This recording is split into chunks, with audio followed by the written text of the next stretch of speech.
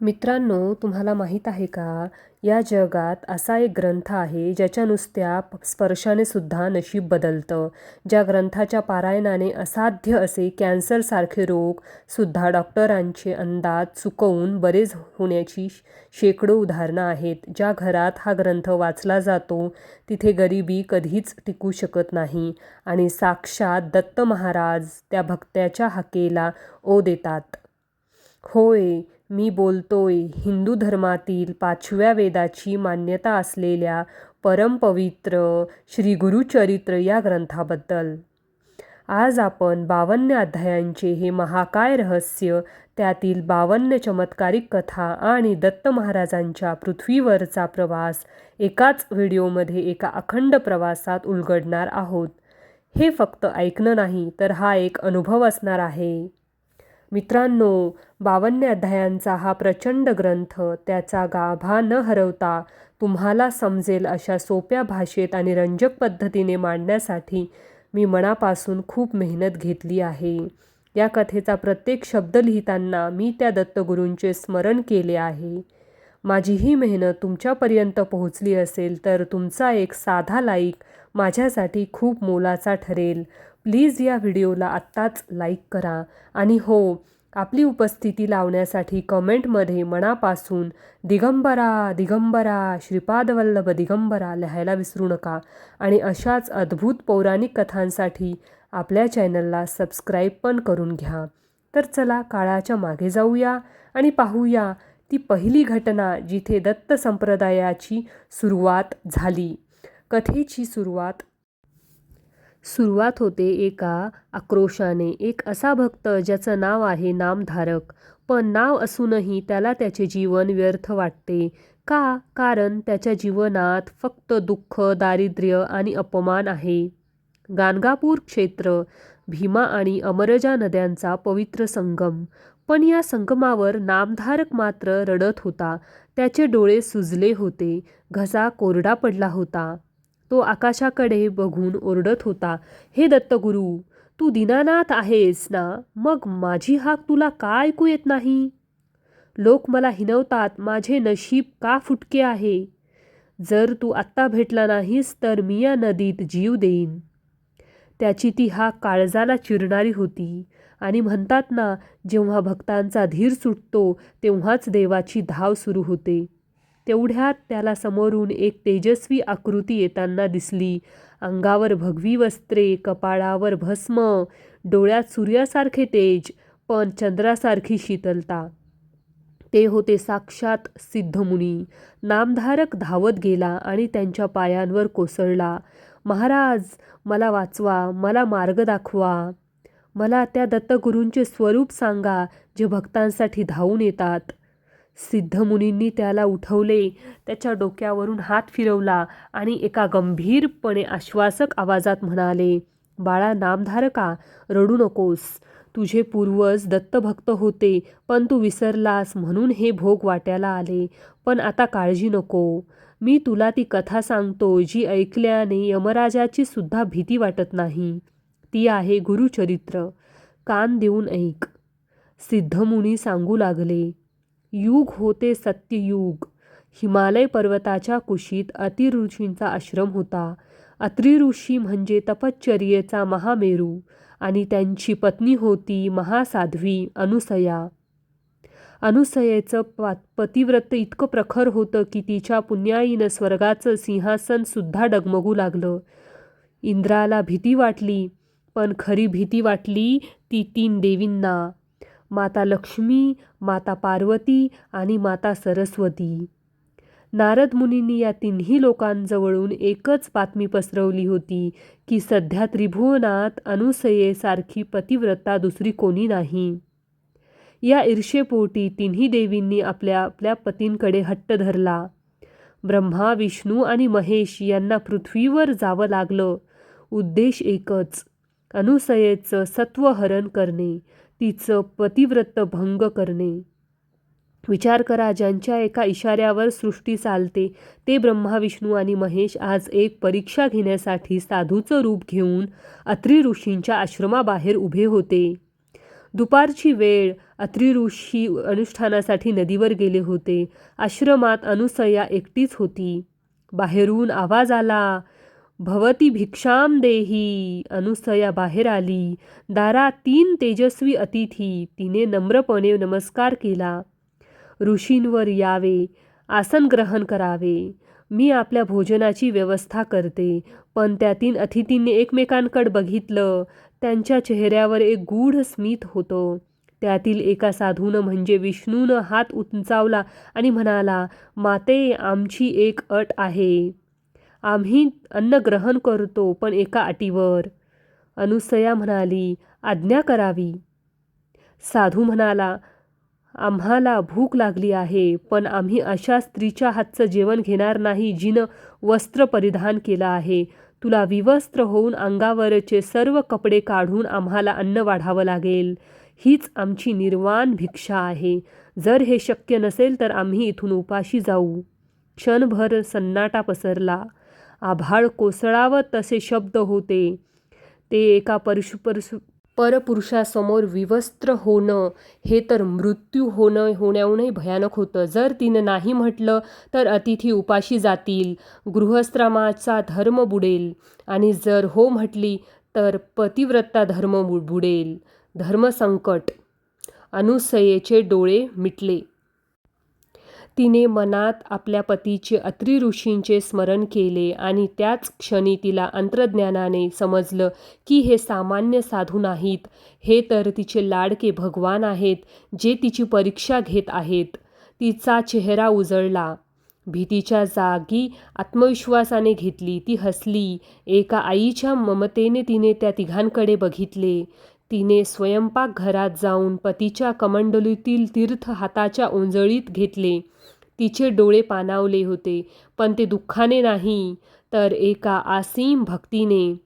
तिने मनात विचार केला, माझे मन जर निर्मळ असेल, तर माझ्या पतीवरील प्रेम जर सत्य असेल आणि हे अतिथी जर साक्षात त्रिमूर्ती असतील, तर या क्षणी माझे हे दूध पिणारे बाळ का होऊ नयेत?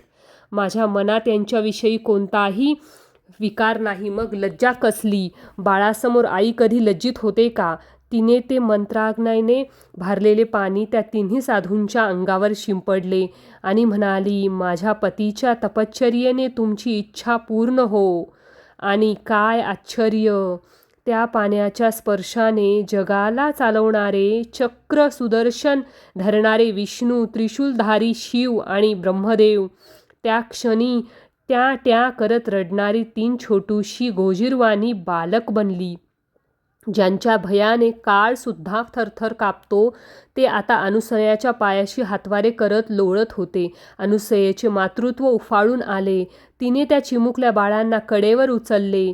त्या क्षणी ती फक्त एक तपस्विनी नव्हती, ती जगत जननी झाली होती. तिने खरोखरच आपली वस्त्रांची पर्वाह न करता त्या भुकेल्या बालकांना आपल्या हृदयाशी लावले. त्यांना पाना पाजला. सृष्टीचे पालनहार आज एका मानवी मातेचे दूध पिऊन तृप्त झाले होते. तो वात्सल्य भाव, ती शांतता. आश्रमातील पशुपक्षी सुद्धा स्तब्ध झाले. स्वर्गातून देवतांनी पुष्पवृष्टी केली. थोड्या वेळाने तिथे लक्ष्मी, पार्वती आणि सरस्वती आल्या.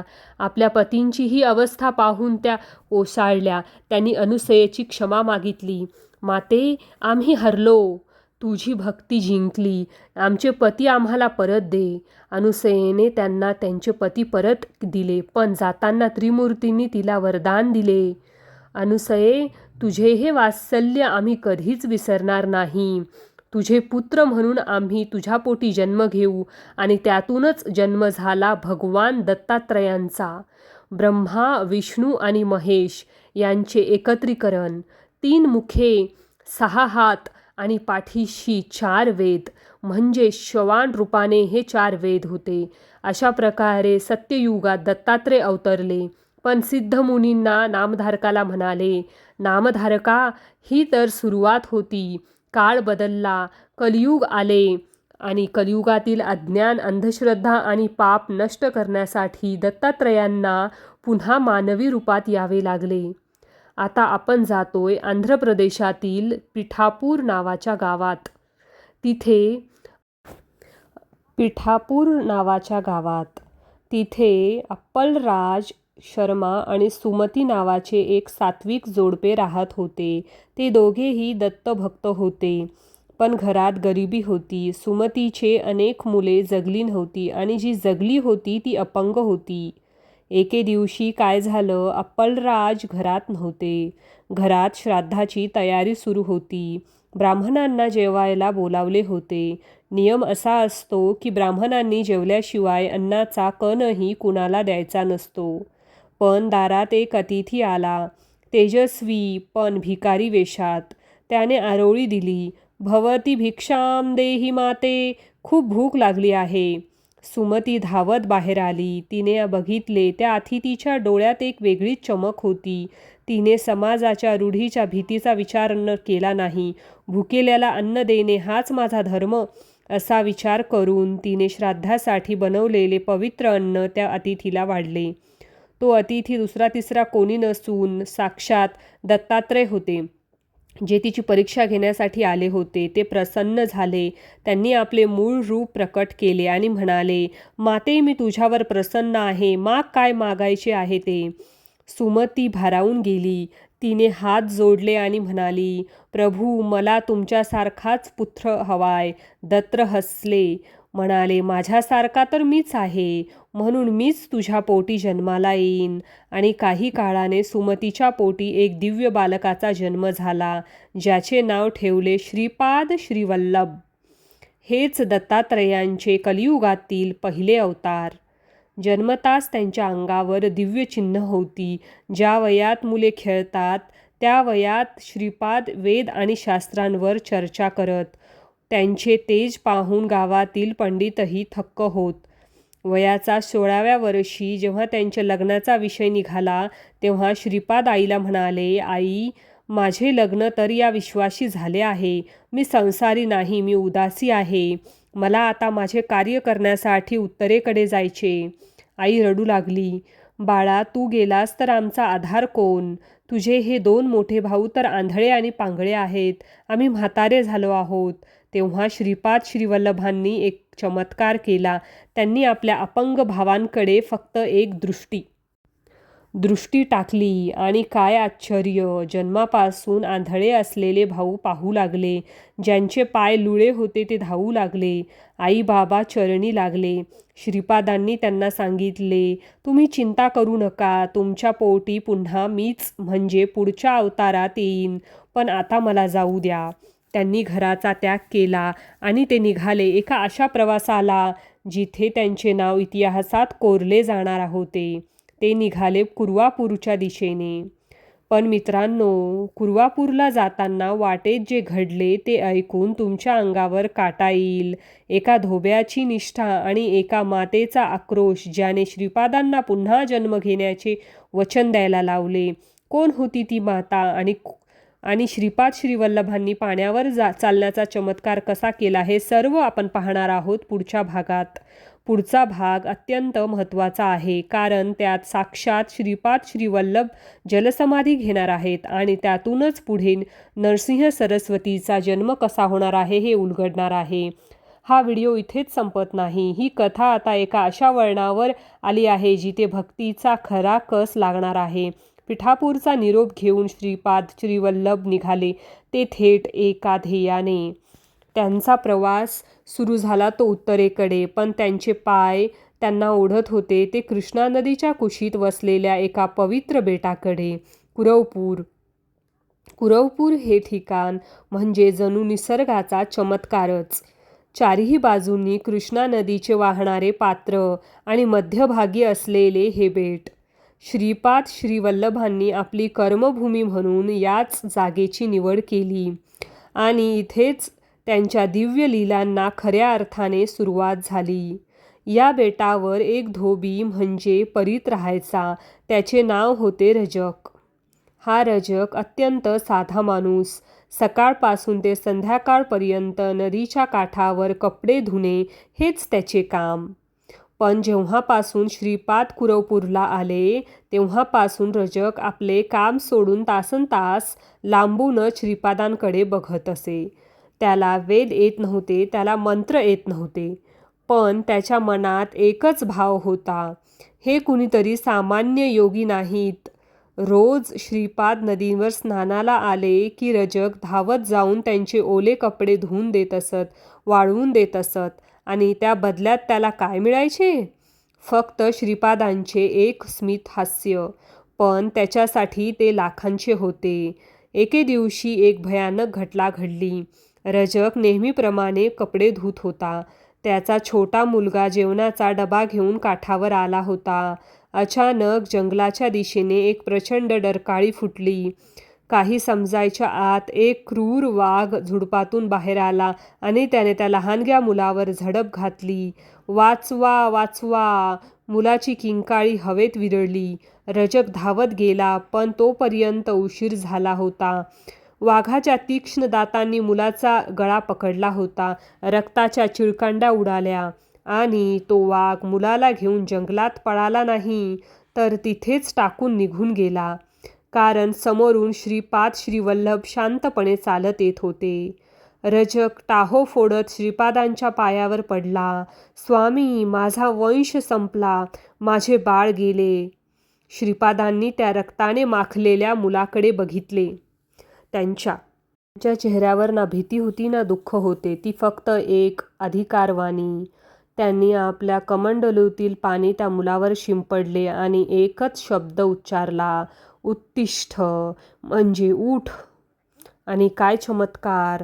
ज्या मुलाचे प्राण गेले होते, ज्याचं शरीर वाघाने फाडलं होतं, तो मुलगा झोपेतून जागा झाल्यासारखा आळस देत उठून बसला. त्याच्या अंगावर जखमेचा एक ओरखडाही नव्हता. हे दृश्य पाहून रजक वेडापिसा झाला. तो नाचू लागला, माझे स्वामी देव आहेत, माझे स्वामी देव आहेत. पण श्रीपादांची लीला इथेच थांबली नाही.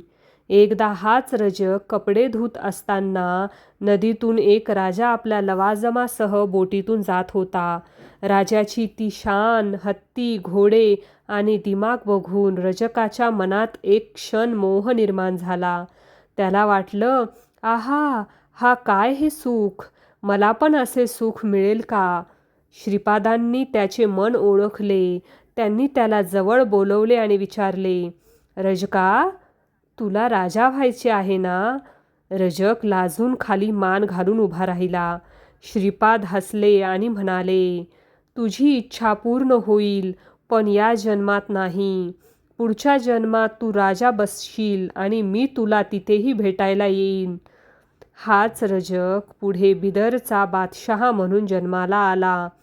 अशा अनेक लीला सुरू होत्या, पण कुरवपूरच्या मातीत घडलेली सर्वात मोठी घटना, जी दत्तात्रयांचे दुसरे अवताराचे कारण बनणार होती, ती अजून घडायची होती.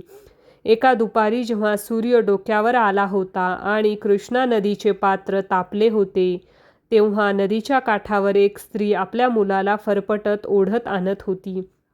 तिचे नाव होते अंबिका. ती ब्राह्मण स्त्री होती, पण तिचे नशीब अतिशय कठोर होते. तिचा मुलगा जन्मताच मतिमंद होता. त्याला साधे बोलताही येत नव्हते, बुद्धी तर नव्हतीच. वडील वारलेले, घरात खायला अन्नाचा कण नाही आणि वरून समाजाचे टोमणे. लोक तिला म्हणायचे, तुझे पापच असे असणार म्हणून तुला असा वेडा मुलगा पोटी आलाय, ह्याला जगून काय फायदा? रोजचा अपमान सहन करून अंबिका थकली होती. तिने ठरवले होते आज जीवन संपवायचे. तिने आपल्या कमरेला पदर घट्ट बांधला आणि मुलाचा हात पकडून ती खोल पाण्यात उडी घेण्यासाठी पुढे सरसावली. पाण्याची खळखळ आणि अंबिकेचा हुंदके वातावरणात एक भयंकर उदासी होती. ती मुलाकडे बघून रडत होती, बाळा, या जगात आपल्याला जागा नाही रे. देवाने सुद्धा आपल्याकडे पाठ फिरवली आहे. चल आपण त्याच्याकडेच जाऊया. त्या मतिमंद मुलाला काहीच कळत नव्हते. तो फक्त आईच्या रडणाऱ्या चेहऱ्याकडे बघून हसत होता. त्या निर्विकार हास्य बघून अंबिकेचा बांध फुटला. ती किंचाळली, हे देवा, का अशी शिक्षा दिलीस मला? मी काय पाप केले होते? तिने डोळे मिटले आणि पाण्यात उडी घेणार तेवढ्यात मागून एक गंभीर आणि धीरगंभीर आवाज आला, थांब माते, आत्महत्या हे महापाप आहे. अंबिका थबकली. तिने मागे वळून पाहिले. तिथे साक्षात श्रीपाद श्रीवल्लभ उभे होते. त्यांच्या अंगातून येणाऱ्या तेजाने अंबिकेचे डोळे दिपले. ती जागीच गुडघ्यावर कोसळली. स्वामी, मला अडवू नका. मी जगू शकत नाही. माझा हा मुलगा हा समाजासाठी चेष्टा आणि माझ्यासाठी ओझे झाले आहे. मी मेल्यावर याचे काय होणार, त्यापेक्षा मी याला घेऊनच जाते. श्रीपाद तिच्या जवळ आले. त्यांची नजर करुणेने भरलेली होती. त्यांनी त्या मतिमंद मुलाच्या डोक्यावरून हात फिरवला. माते, मुलाला ओझे म्हणतीस? अरे, ज्या मातीने बीजाला पोटात वाढवले तिनेच त्याला नाकारायचे असते का? ते शब्द अंबिकेच्या काळजाला भिडले. ती ओक्साबोक्शी रडू लागली. तिने श्रीपादांचे पाय धरले आणि ती विनवणी करू लागली. मग मला मार्ग दाखवा स्वामी. जर मला जगायचे असेल तर मला तुमच्यासारखा ज्ञानी आणि तुमच्यासारखा तेजस्वी पुत्र हवा. या वेडा मुलाला घेऊन मी कशी जगू? मला तुमच्यासारखा मुलगा द्या, नाही तर मला मरण द्या. तिची ती हाक, त्यातील ती अर्थता आणि मातृत्व, हे सर्व पाहून श्रीपादांचे हृदय हेलावून गेले. त्यांनी अंबिकेला उठवले. माते, उठ. तुझी इच्छा पूर्ण होईल. तू आता घरी जा आणि नित्यनियमाने शनिप्रदोष व्रत कर. आणि लक्षात ठेव, श्रीपादाने तिच्या डोळ्यात बघित एक वचन दिले, जे काळाच्या दगडावर कोरले गेले. तुला माझ्यासारखा पुत्र हवा आहे ना? पण या त्रिभुवनात माझ्यासारखा फक्त मीच आहे. म्हणून पुढच्या जन्मात मी स्वतः तुझ्या पोटी जन्म घेईन. अंबिकेचा विश्वास बसेना. साक्षात देव तिला आई म्हणणार होता. तिने थरथरत्या हाताने श्रीपादांना नमस्कार केला. तिचे अश्रू आता दुःखाचे राहिले नव्हते, ते आनंदाचे होते. श्रीपादांच्या आशीर्वादाने अंबिका परतली आणि तिने आपला उर्वरित जन्म शिवभक्तीत घातला. तिकडे श्रीपादांच्या लीलांचा वेग वाढतच होता. कुरवपूर हे फक्त भक्तांचे स्थान नव्हते, तर व्यापाऱ्यांचा मार्गही होता.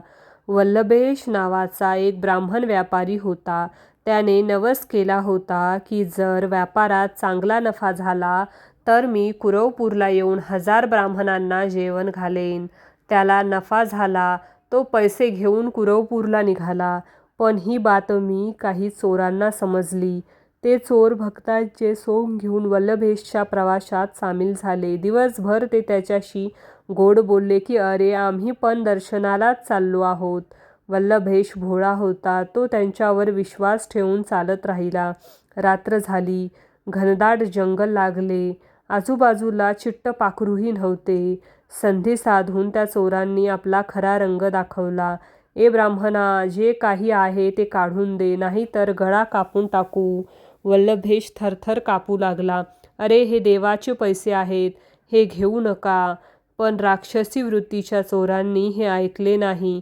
एका चोराने तलवार काढली आणि सपकन वार केला. वल्लभेशचे शिर धडावेगळे झाले आणि रक्ताच्या थरोळ्यात तो पडला. चोर आनंदाने पैसे लुटू लागले. पण त्याच क्षणी जंगलातील शांतता भंग पाडली. झाडांच्या फांद्या जोरजोरात हलू लागल्या. जमिनीतून जणू ज्वालामुखी फुटावा असा एक दिव्य पुरुष तिथे प्रकट झाला.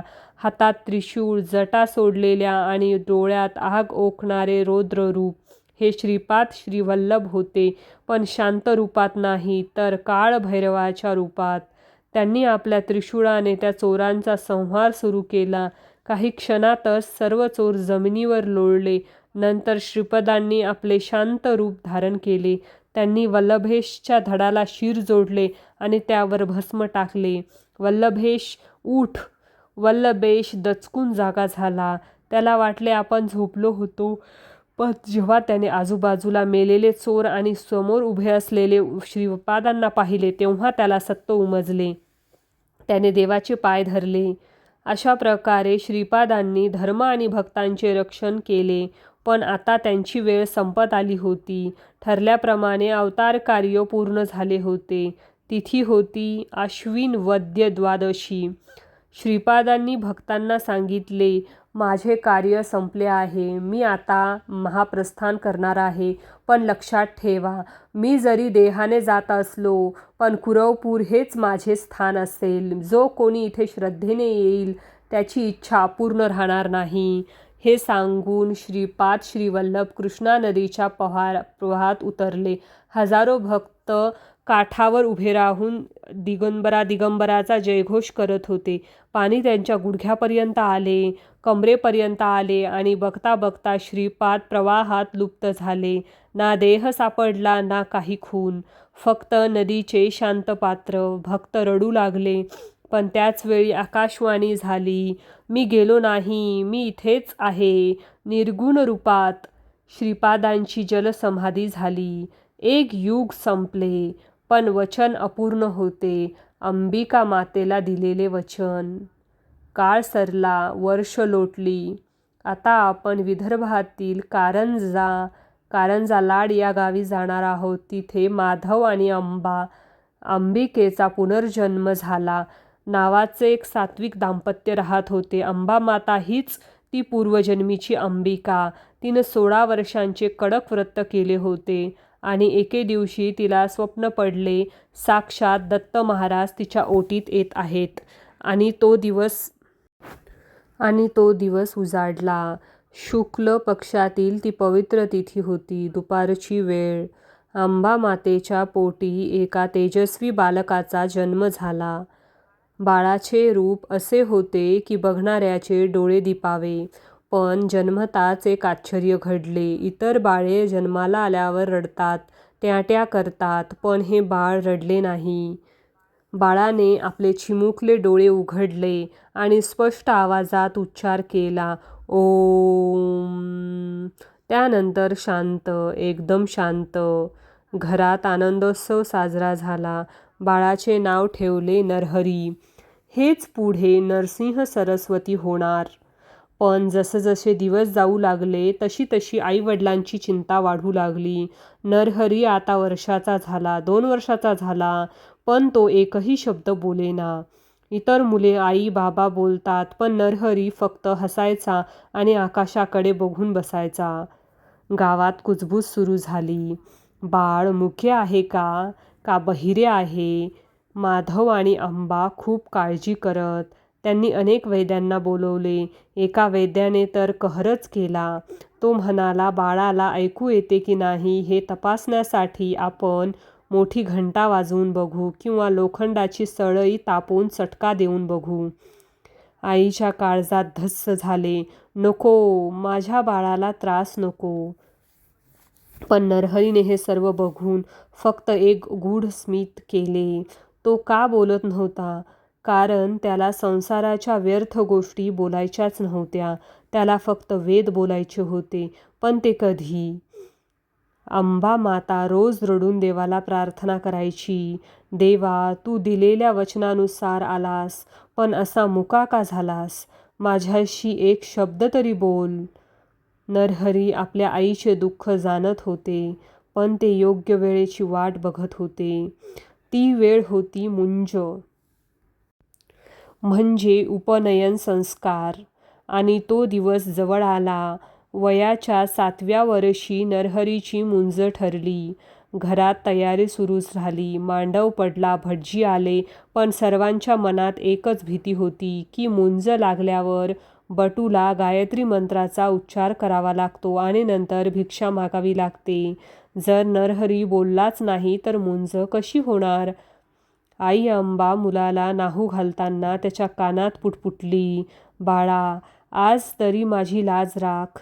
आज तरी आई म्हणून एक हाक मार. नरहरीने आईकडे बघितले. त्यांच्या डोळ्यात एक वेगळीच चमक होती.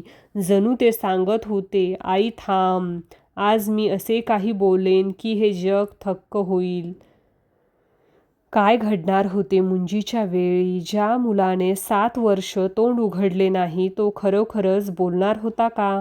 आणि जर बोलला तर असं काय सांगणार होता की ज्यामुळे आई वडिलांच्या पायाखालची जमीन सरकणार होती? हा फक्त मौनभंग नव्हता, तर एका महायज्ञाची सुरुवात होती. मित्रांनो, ही कथा एका अशा वळणावर आली आहे जिथे एका 7 वर्षाच्या मुलाच्या मुखातून साक्षात 4 वेद प्रकट होणार आहेत. पण त्यानंतर तो मुलगा जे मागणार आहे ते कोणत्याच आईला सहन होण्यासारखं नाही. काय असेल ती मागणी पाहूया पुढील भागात. कारंजा गावातील त्या मांडवात आता तणाव शिगेला पोहोचला होता. भटजींनी हातातील अक्षदा घेतल्या. सावधान असा घोष झाला. मंगलाष्टक संपली. बाळ नरहरीच्या गळ्यात म्हणजे यज्ञोपवीत घालण्यात आले. आता तो विधी आला ज्याची सर्वांना भीती होती, म्हणजे बटूला गायत्री मंत्राचा उपदेश देणे आणि बटूने तो उच्चारणे. वडिलांनी, माधवरावांनी नरहरीला जवळ घेतले. उपरणे कापड डोक्यावर घेऊन त्यांनी मुलाच्या कानात गायत्री मंत्राचा उच्चार केला. ओम भूर्भुवस्वाहा तस्य वितुर्वरेण्यं भर्गो. मंडपात शांतता पसरली होती. सर्वांचे डोळे नरहरीच्या ओठांकडे लागले होते. हा मुलगा बोलेल का, की ही मुंजा अपूर्ण राहणार? आई अंबाचा श्वास रोखला गेला होता. आणि मग त्या 7 वर्षाच्या बालकाने आपले डोळे उघडले. त्याच्या ओठांची हालचाल झाली आणि जो आवाज बाहेर पडला तो एखादा लहान मुलाचा नव्हता, तर ढगांच्या गडगडाटासारखा गंभीर आणि स्पष्ट होता. ओम भूर्भुवस्वाहा. नरहरी बोलला. मंडपात एकच जल्लोष झाला. बाळ बोलले, बाळ बोलले. आई अंबाच्या डोळ्यातून आनंदाश्रूच्या धारा लागल्या. तिने देवाला हात जोडले. पण हा आनंद फक्त काही क्षणांचाच होता, कारण पुढच्याच क्षणी जे घडले त्यांनी उपस्थित पंडितांच्या पायाखालची जमीन सरकली. नरहरी फक्त गायत्री मंत्र बोलून थांबला नाही. जसा गंगेचा प्रवाह अडवता येत नाही, तसा ज्ञानसागराचा प्रवाह त्याच्या मुखातून फुटला. त्या 7 वर्षाच्या बालकाने तिथे उभे राहून ऋग्वेदातील ऋचा म्हणायला सुरुवात केली. अग्निमळे पुरोहितं यज्ञस्य देव मृत्युंजयं. त्याचा उच्चार इतका शुद्ध होता की इतका स्पष्ट होता आणि वेगवान होता की तिथे बसलेले वृद्ध घनपाठी ब्राह्मणसुद्धा थक्क झाले. लोक बघतच राहिले. हा मुलगा तर जन्मापासून मुका होता. याला वेद कोणी शिकवले? नरहरीने एका सुरात ऋग्वेद, यजुर्वेद आणि सामवेदाचे मंत्र म्हणायला सुरुवात केली. जणू साक्षात सरस्वती त्याच्या जिभेवर नाचत होती. गावातील जे पंडित मघाशी चेष्टा करत होते ते आता नरहरीच्या पायावर डोके ठेवून होते. त्यांना समजले होते की हे सामान्य बालक नाहीत, तर हा साक्षात जगद्गुरू आहेत. विधी पूर्ण झाला. आता वेळ होती मातृभिक्षा मागायची. परंपरेनुसार बटूने हात झोळी घेऊन आईकडे जायचे आणि म्हणायचे, ओम भवती भिक्षाम देही, म्हणजे माते मला भिक्षा दे. नरहरी हातात झोळी घेऊन आईकडे गेला. अंबा माता सोन्याच्या ताटात लाडू, पेढे आणि गोडधोड घेऊन उभी होती. ती खूप खुश होती. तिचा मुलगा आता बोलत होता. तिला वाटले, आता माझे बाळ माझ्या जवळ राहणार, संसारात रमणार. नरहरी आईसमोर उभा राहिला. त्याचे रूप आता बदलले होते. डोळ्यात एक वैराग्याची आग होती. त्याने झोळी पुढे केली आणि खणखणीत आवाजात म्हणाला, माते, भिक्षा वाढ. आईने लाडू झोळीत टाकण्यासाठी हात पुढे केला, पण नरहरीने झोळी मागे घेतली. नाही आई, मला हे लाडू पेढे नको आहेत. अंबा गोंधळली. मग काय हवे आहे तुला बाळा? तू मागशील ते देईन मी आज. नरहरीने आईच्या डोळ्यात बघितले आणि तो एकच वाक्य बोलला, ज्याने आईच्या काळजाचे तुकडे झाले. आई, मला संन्यास घेण्याची भिक्षा दे. मला हा संसार नको. मला या बंधनातून मुक्त कर. मला काशीला जाऊन तपश्चर्या करायची आहे. ताटातील लाडू जमिनीवर पडले. अंबा तिथेच जागी मटकन बसली. काय म्हणाला, संन्यास? अरे वेड्या, तुझे वय काय? तू तर अजून 7 वर्षांचा आहेस. आता कुठे तुझे बोबडे बोल कानावर पडले आणि तू मला सोडून जाण्याची भाषा करतोयस? तिने मुलाला घट्ट मिठी मारली. बाळा, तुला माहीत आहे का, मी तुझ्यासाठी किती नवस केले? 16 वर्ष मी अन्नाचा त्याग केला, अनवाणी चालले, तेव्हा तू मला मिळालास आणि तू म्हणतोयस मी तुला जाऊ देणार नाही. वडिलांनी पण समजावण्याचा प्रयत्न केला. अरे नरहरी, संन्यास हा वृद्धापकाळात घ्यायचा असतो. हे खेळण्याचे, शिकण्याचे वय आहे. तू गृहस्थाश्रम स्वीकार. आमचा वंश वाढव. नरहरीने आईला अलगद बाजूला केले, पण मायेने. तो आता मुलगा म्हणून नाही तर गुरु म्हणून बोलत होता. तो म्हणाला, आई, ज्याला तू बाळ समजतेस तो या देहाचा धर्म आहे, पण आत्मा अमर आहे. तू म्हणतेस म्हातारपणी संन्यास घे, पण मृत्यू कधी येईल हे कोणाला माहीत आहे का? ज्या झाडाला फळ यायचे आहे ते कधीही येऊ शकते. आई रडत होती. तिचा आक्रोश थांबत नव्हता. बाळा, तुझे हे तत्त्वज्ञान मला समजत नाही रे. मला फक्त माझा मुलगा हवाय. जर तू निघून गेलास तर आमचे म्हातारपण कोण सांभाळेल? आम्ही कोणाच्या तोंडाकडे बघून जगायचे? आम्हाला अग्नी कोण देणार? आईचे हे दुःख पाहून नरहरीचे मन द्रवले, पण त्याचे ध्येय निश्चित होते. तो आईच्या जवळ गेला. तिच्या डोक्यावरून मायेने हात फिरवला. आई, तुझा हा प्रश्न बरोबर आहे. मी जर गेलो तर तुमचा सांभाळ कोण करणार? यासाठी मी तुला एक वरदान देतो. त्याने आईच्या कपाळाला स्पर्श केला आणि म्हणाला, आई, माझ्यावर विश्वास ठेव. मी तुला वचन देतो, जोपर्यंत तुला आणखी 2 पुत्र होत नाहीत तोपर्यंत मी घर सोडणार नाही. तुला आणखी 2 मुले होतील, जे तुमचा म्हातारपणी सांभाळ करतील, सेवा करतील, आणि 1 मुलगीसुद्धा होईल. आता तरी मला परवानगी देशील ना? आईने मुलाकडे पाहिले. तिला समजले की याला अडकून ठेवणे शक्य नाही. हा सूर्य आहे, त्याला घरात कोंडून ठेवता येणार नाही. तिने जड अंतकरणाने होकार दिला. ठीक आहे बाळा, पण एक वचन दे. तू कुठेही असलास तरी जेव्हा मी तुला हाक मारेल तेव्हा तू मला दर्शन द्यायला येशील. नरहरीने हसून मांड डोलावली. तथास्तु. काही काळानंतर आईला जुळी मुलं झाली. नरहरीने दिलेले वचन पूर्ण झाले. आता जाण्याची वेळ आली होती. वयाच्या अवघ्या 8व्या वर्षी नरहरीने आपल्या आईवडिलांच्या चरणावर डोके ठेवले.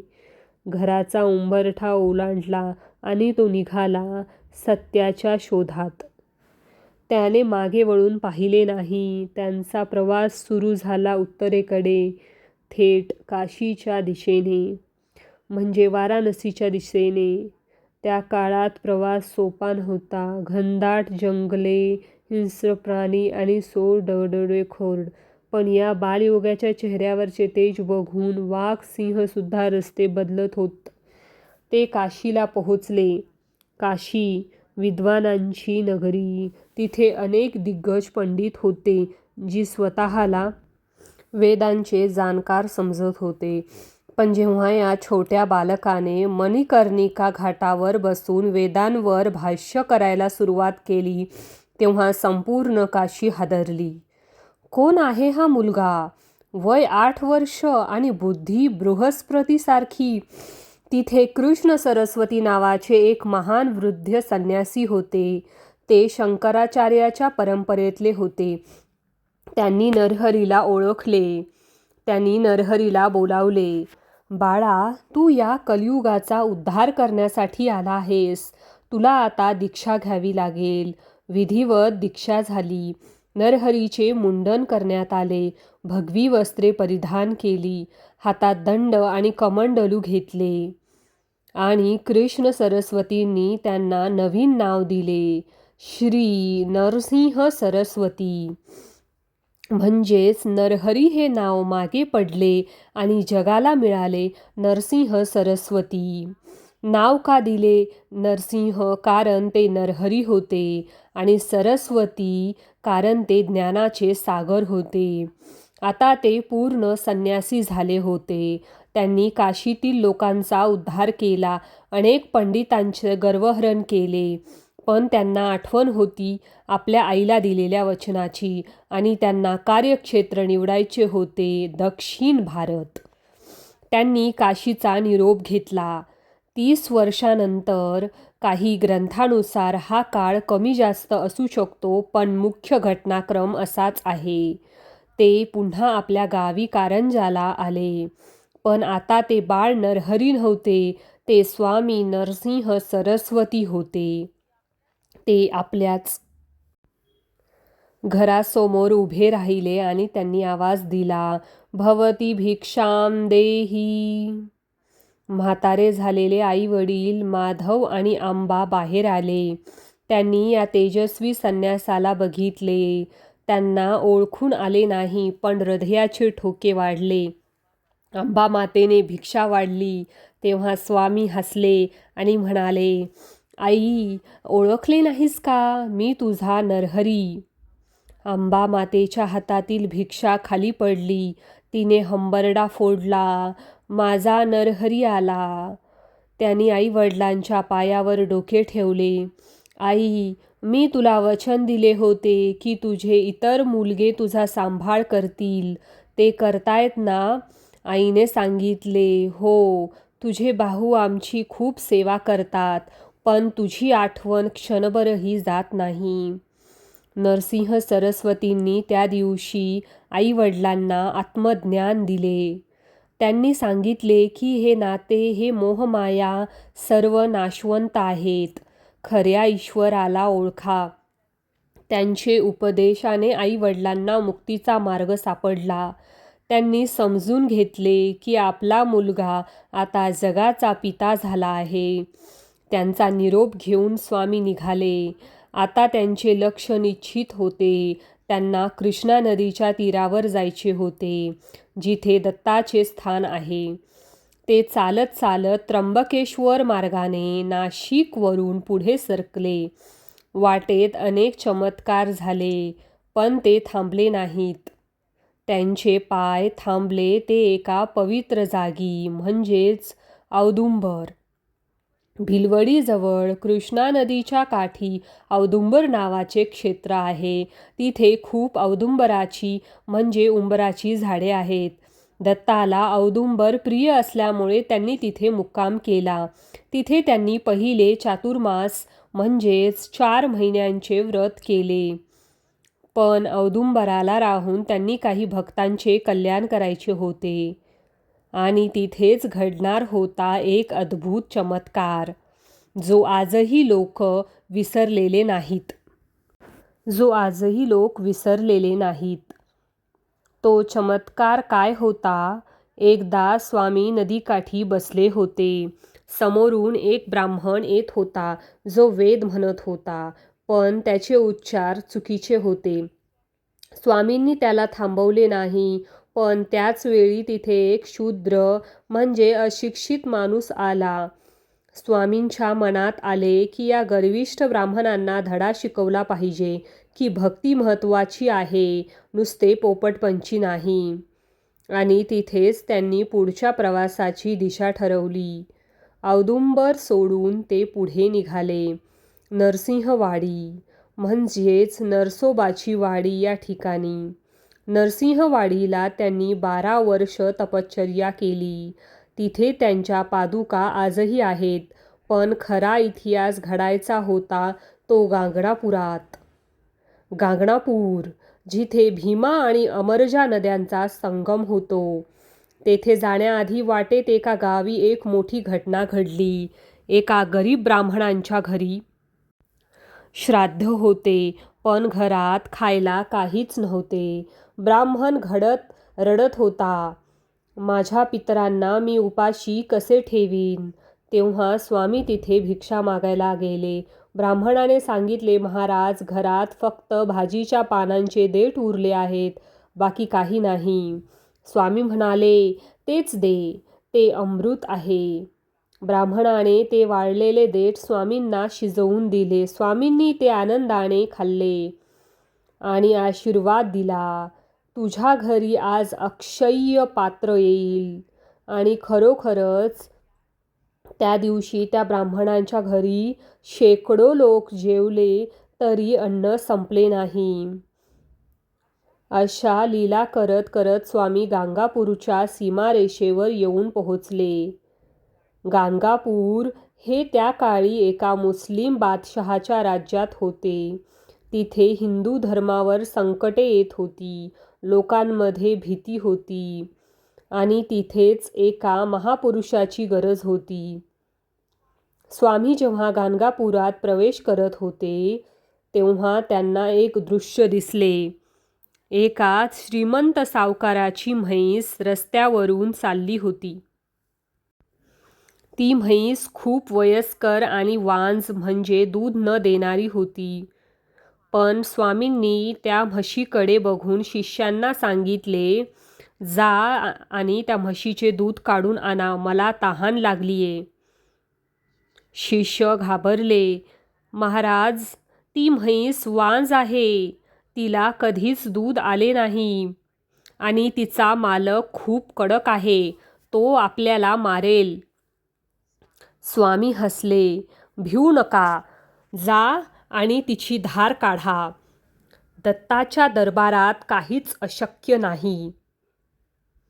शिष्य थरथरत्या हाताने त्या म्हशीजवळ गेले आणि इथेच होणार होता गाणगापुरातील पहिला आणि सर्वात मोठा चमत्कार, जो बघून तिथला राजासुद्धा स्वामींच्या पायाशी येणार होता. मित्रांनो, विचार करा, एका वांज म्हशीने दूध दिले तर काय होईल, आणि तेही बादशहाच्या राज्यात. या एका घटनेने संपूर्ण गाणगापूर हादरून जाणार होते आणि याच घटनेमुळे गर्विष्ठ पंडितांची मस्ती उतरणार होती.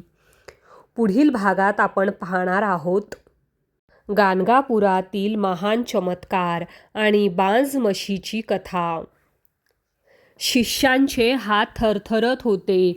समोर एक महाकाय म्हातारी आणि राकट म्हैस उभी होती. तिचा मालक एक तुसडा ब्राह्मण तिथेच उभा होता आणि कुत्सितपणे हसत होता. तो म्हणाला, अरे वेड्यांनो, तुमचे महाराज नक्कीच भांग पिऊन आले आहेत वाटतं. अरे, ही म्हैस वांज आहे. हिने जन्मात कधी वासराला जन्म दिला नाही तर दूध कुठून देणार? का माझी चेष्टा करताय? जा, निघा इथून. पण शिष्यांना गुरु आज्ञा मोडता येत नव्हती. घाबरत घाबरत एका शिष्याने हातात एक मोठे भांडे घेतले आणि तो त्या म्हशीच्या खाली बसला. आजूबाजूला लोकांची गर्दी जमली होती. सर्वजण गंमत बघत होते. बघूया आता हे साधू काय करतायत ते. शिष्याने म्हशीच्या सडाला हात लावला आणि मनात श्री गुरूंचे स्मरण केले. दिगंबरा दिगंबरा, श्रीपाद वल्लभ दिगंबरा. आणि पुढच्याच क्षणी तिथे उपस्थित असलेल्या लोकांचे डोळे विस्फरले. श्वासाचा आवाजही बंद झाला. जी म्हैस वांज होती तिच्या सडातून दुधाचा असा प्रवाह सुरू झाला की जणू गंगाच अवतरली आहे. धड धड धड भांड्यात दूध पडण्याचा आवाज स्पष्ट ऐकू येत होता. बघता बघता ते छोटे भांडे भरून वाहू लागले. शिष्याने दुसरे भांडे मागवले, तेही भरले. मालक तर पुतळा झाल्यासारखा उभा राहिला. त्याला आपल्या डोळ्यांवर विश्वास बसेना. जी म्हैस त्याला ओझे वाटत होती ती आज कामधेनू झाली होती. शिष्य ते दूध घेऊन धावत स्वामींकडे गेले. स्वामींनी ते दूध प्राशन केले आणि समाधानाने हसले. ही बातमी वणव्यासारखी संपूर्ण गाणगापुरात आणि आसपासच्या गावात पसरली. कोणीतरी महान अवतारी पुरुषा आला आहे ज्याने वांज म्हशीकडून दूध काढलंय. पण जिथे प्रकाश असतो तिथे सावलीही असतेच. गाणगापुराच्या जवळच कुमसी नावाचे एक गाव होते. तिथे त्रिविक्रम भारती नावाचे एक मोठे संन्यासी राहत होते. ते स्वतःला नरसिंह देवाचे मोठे उपासक मानत होते. त्यांनी खूप तपश्चर्या केली होती, पण त्या तपश्चर्येचा त्यांना अहंकार झाला होता. त्यांनी जेव्हा ऐकले की कोणीतरी नरसिंह सरस्वती नावाचा संन्यासी आला आहे आणि लोक त्याला देव मानतात, तेव्हा त्यांचा अहंकार दुखावला.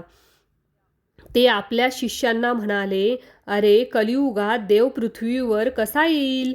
हे सगळे ढोंग आहे. मी एवढी वर्ष तप केलं, मला देव भेटला नाही, आणि हा कालचा आलेला संन्यासी देव कसा झाला? मी याची परीक्षा घेणार. एक दिवस श्री गुरु नरसिंह सरस्वती पालखीत बसून कुमसी गावातून चालले होते.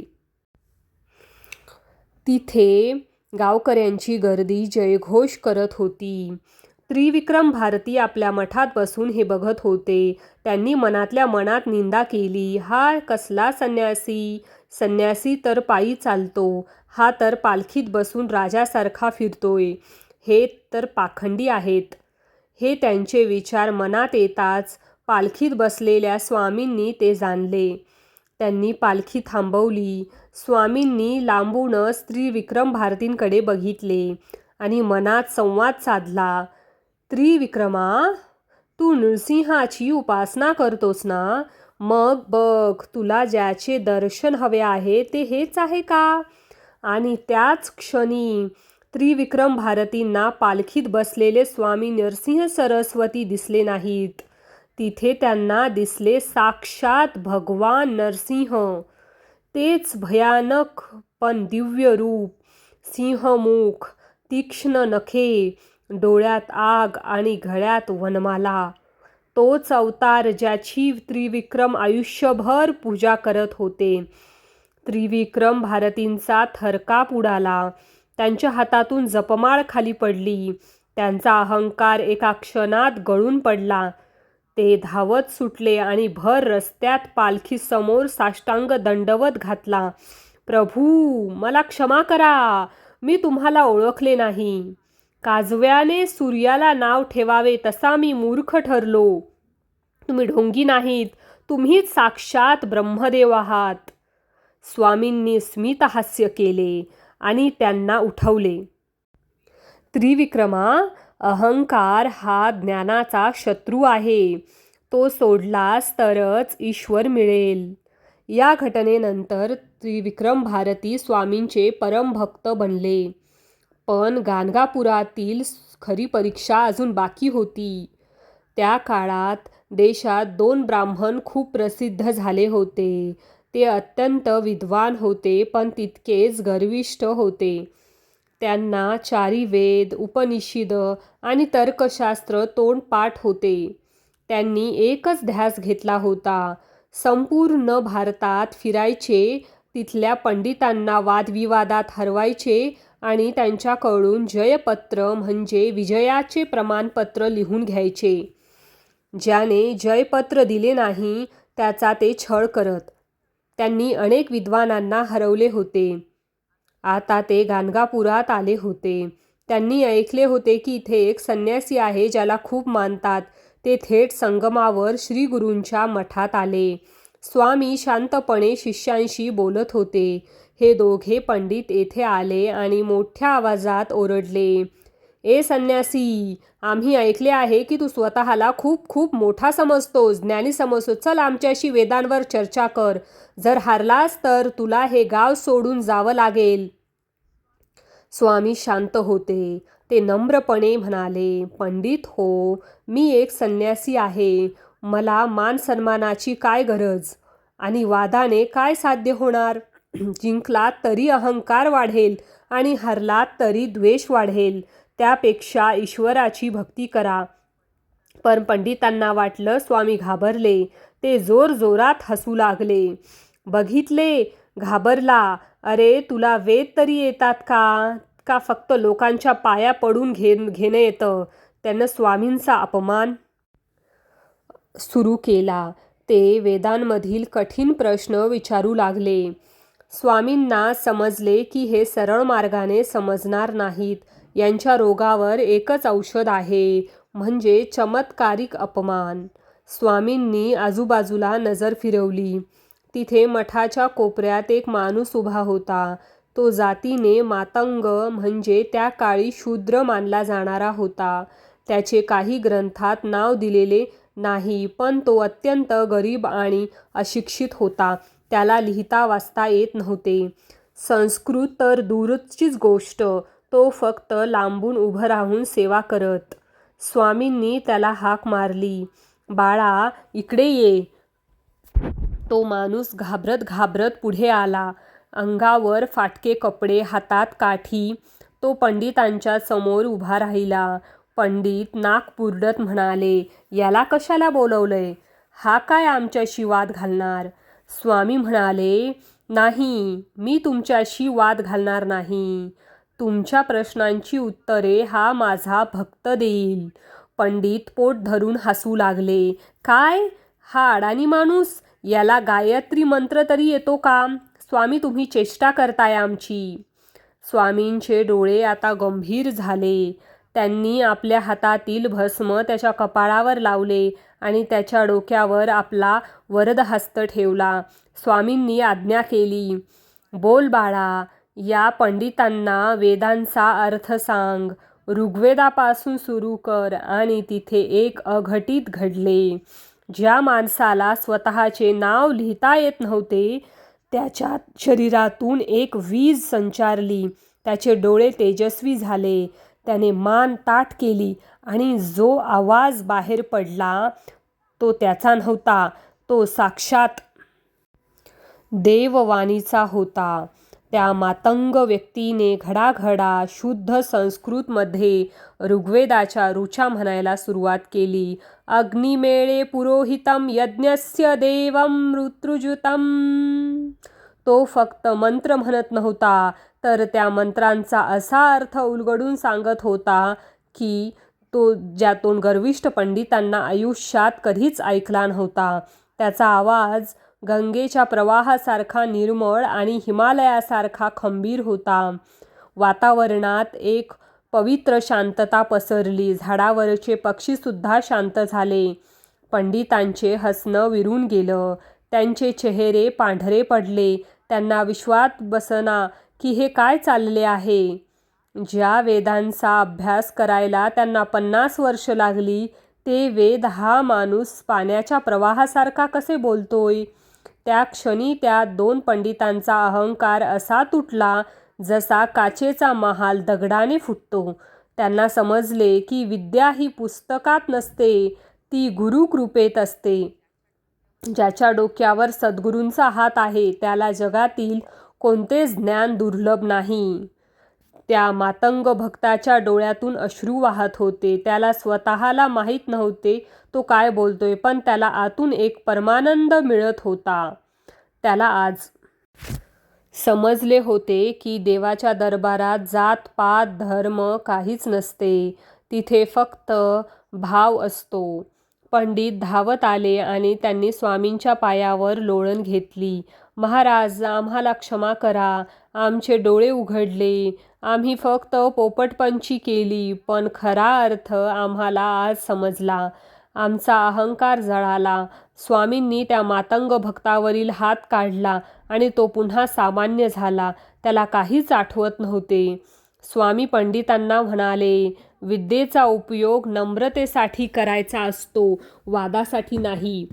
आणि जा, यापुढे कोणाचाही अपमान करू नका." पंडितांनी आपले जयपत्र फाडून टाकले आणि ते स्वामींचे शिष्य झाले. या घटनेनंतर गाणगापुरात स्वामींचा जय जयकार झाला. लोकांना खात्री पडली की हे दत्तात्रेय आहेत.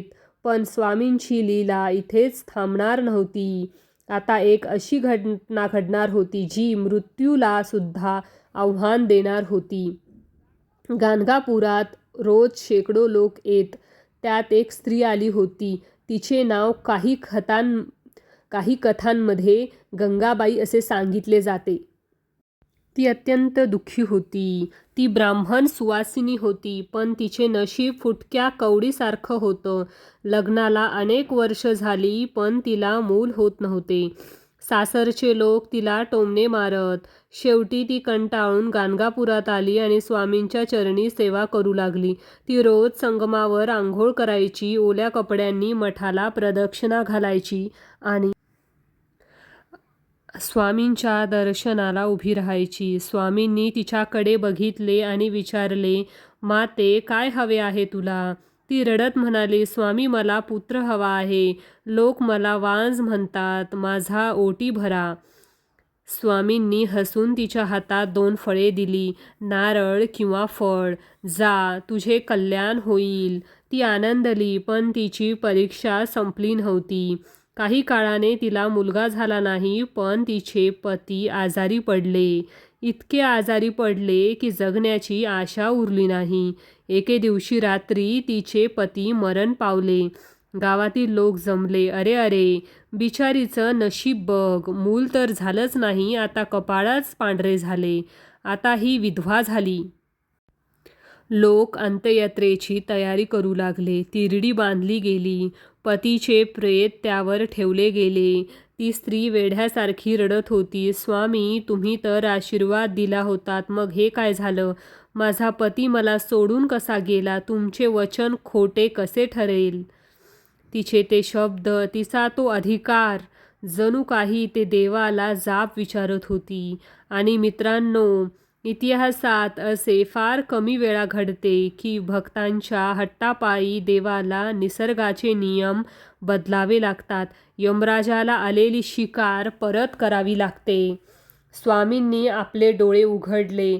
त्यांच्या डोळ्यात आता नरसिंह नव्हते, तर करुणार्णव दत्त होते. त्यांनी शिष्यांना विचारले, बाहेर काय चालले आहे? शिष्यांनी सांगितले, महाराज, एका स्त्रीचा पती वारला. ती तुमच्याकडे न्याय मागत आहे. स्वामी उठले. ते हळूहळू त्या प्रेताच्या दिशेने चालू लागले. वातावरण स्तब्ध झाले. लोक श्वास रोखून बघत होते. स्वामी काय करणार? मेलेल्याला जिवंत करणार? अशक्य. हे सृष्टीच्या नियमाविरुद्ध आहे. स्वामी प्रेताच्या जवळ आले. त्यांनी त्या रडणाऱ्या स्त्रीकडे बघितले. तिचे कुंकू पुसलेले होते, बांगड्या फुटायच्या होत्या. स्वामींनी आपल्या कमंडलूतील पाणी हाताच्या तळव्यावर घेतले, मंत्र उच्चारला आणि सर्वांसमोर एका मोठ्या आवाजात म्हणाले, आयुष्य असते तर मरतो कशाला? आणि मी असताना यम येतोच कशाला? काय अर्थ होता याचा? काय त्या प्रेतात प्राण परत येणार होते? स्वामींनी ते पाणी प्रेताच्या तोंडावर शिंपडले आणि मित्रांनो, काय झाले असेल पुढे? प्रेत उठले की नाही? आणि जर उठले तर यमराजाने काय केले? हा प्रसंग गाणगापूरच्या इतिहासातील सर्वात रोमांचक प्रसंग आहे, ज्याने मृत्युंजय मंत्राची ताकद सिद्ध केली. पुढील भागात आपण पाहणार आहोत मृत्यूवर विजय आणि सतीची कथा पूर्ण रूपात. वातावरणात एक भयान शांतता होती. हजारो डोळे त्या प्रेताकडे आणि स्वामींच्या हाताकडे लागले होते. स्वामींच्या कमंडलूतील ते मंत्राग्नीने भारलेले पाणी त्या मृतदेहाच्या थंड पडलेल्या चेहऱ्यावर पडले. पाण्याचे थेंब ओघळून खाली पडले. 1 क्षण गेला. 2 क्षण गेले. काहीच हालचाल झाली नाही. लोकांमध्ये कुजबूज सुरू झाली. बघितले, काहीच झाले नाही. मेलेला माणूस कधी उठतो का? हा निसर्गाचा नियम आहे. त्या स्त्रीचा, त्या माऊलीचा श्वास रोखला गेला होता. तिने स्वामींच्या चरणावरची पकड ढिली केली नाही. तिचे डोळे मिटलेले होते आणि ओठांवर फक्त दत्त दत्त हाच जप सुरू होता. आणि मग त्या प्रेताच्या उजव्या हाताच्या करंगळीत एक सूक्ष्म हालचाल झाली. कोणीतरी ओरडले, बोट हलले, बोट हलले. सर्वांचे लक्ष तिथे गेले. पाहता पाहता त्या मृत शरीराच्या छातीत श्वास भरू लागला.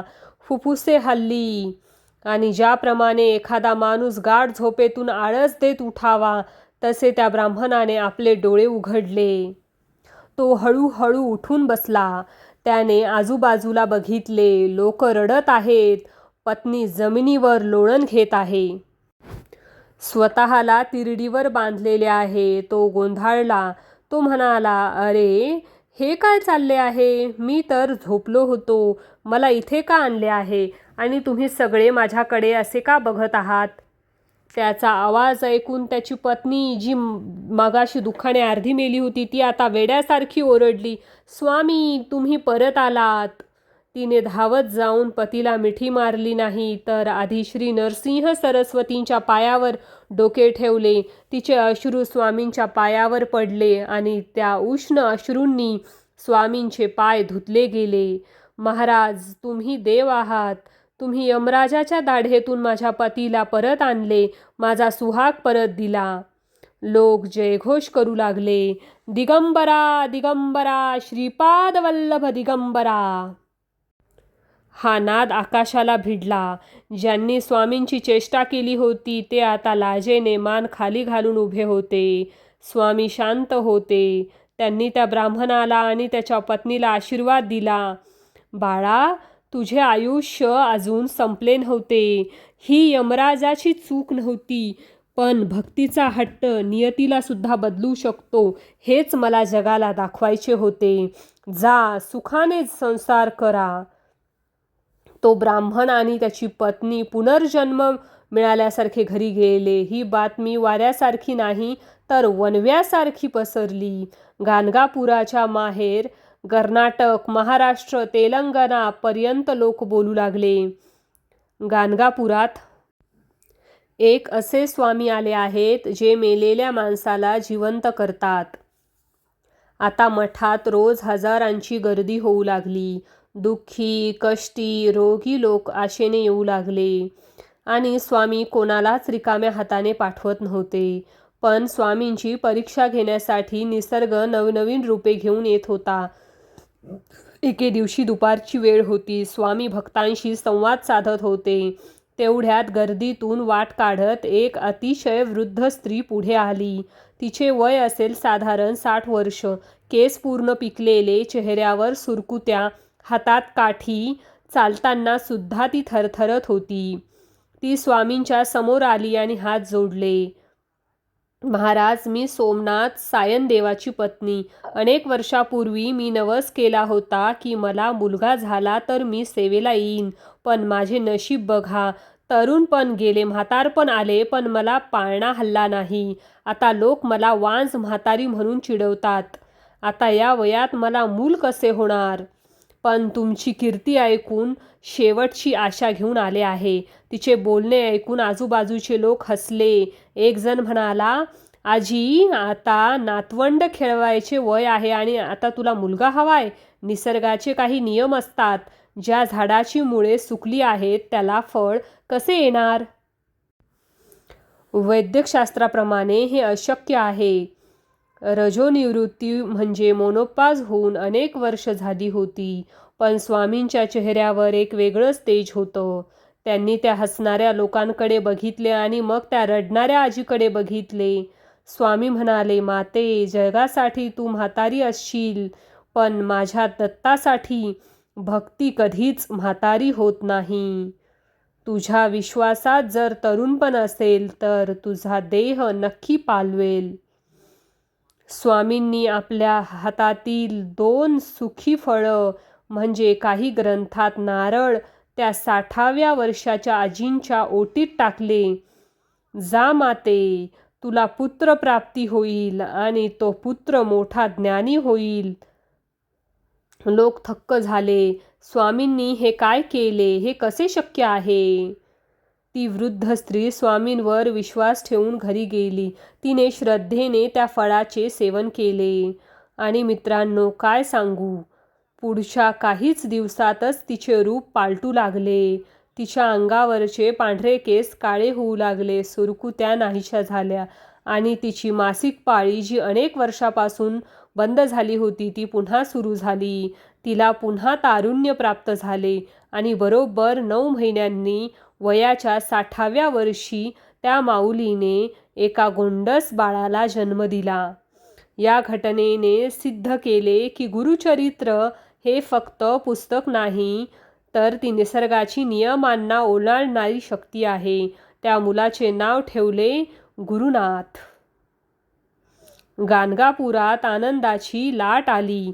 पण आता एक मोठे संकट गाणगापुराच्या दिशेने येत होते. हे संकट होते सत्तेचे. त्या काळी गाणगापूर हे बहुमानी सुलतान म्हणजे बिदरचे बादशाह यांच्या राज्यात येत होते. राजाचे नाव होते अल्लाउद्दीन म्हणजे दुसरा. हा राजा अत्यंत क्रूर आणि हिंदू द्वेष्टा म्हणून ओळखला जात होता.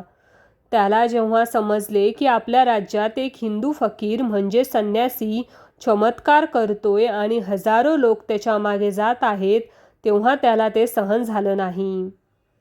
त्याचे मंत्री त्याला म्हणाले, हुजूर, हा संन्यासी काहीतरी जादूटोणा करतोय. लोक आमचं काम सोडून त्याच्या दर्शनाला जात आहेत. याला वेळीच थांबवलं पाहिजे, नाहीतर हे आपल्या सत्तेला धोका आहे. बादशहा संतापला. चला, मी स्वतः जातो आणि त्या फकीराची जादू बघतो. जर तो ढोंगी असेल तर तो त्याचे मुंडके छाटून त्याचे बिदरच्या वेशीवर टांगतो.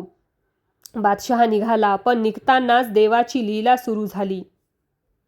त्याच्या पायाला एक छोटासा फोड आला होता. त्याला वाटलं साधी पोळी असेल, पण गाणगापुरात पोहोचेपर्यंत त्या फोडाचे रूपांतर भयंकर अशा राजफोडात म्हणजे कार्बंकल किंवा ट्यूमरमध्ये झालं. त्याचा पाय सुजला. वेदना इतक्या भयंकर होत्या की तो हत्तीवर बसू शकत नव्हता. त्याला पालखीत झोपवून आणावे लागले. त्याचे शाही वैद्य हकीम सोबत होते.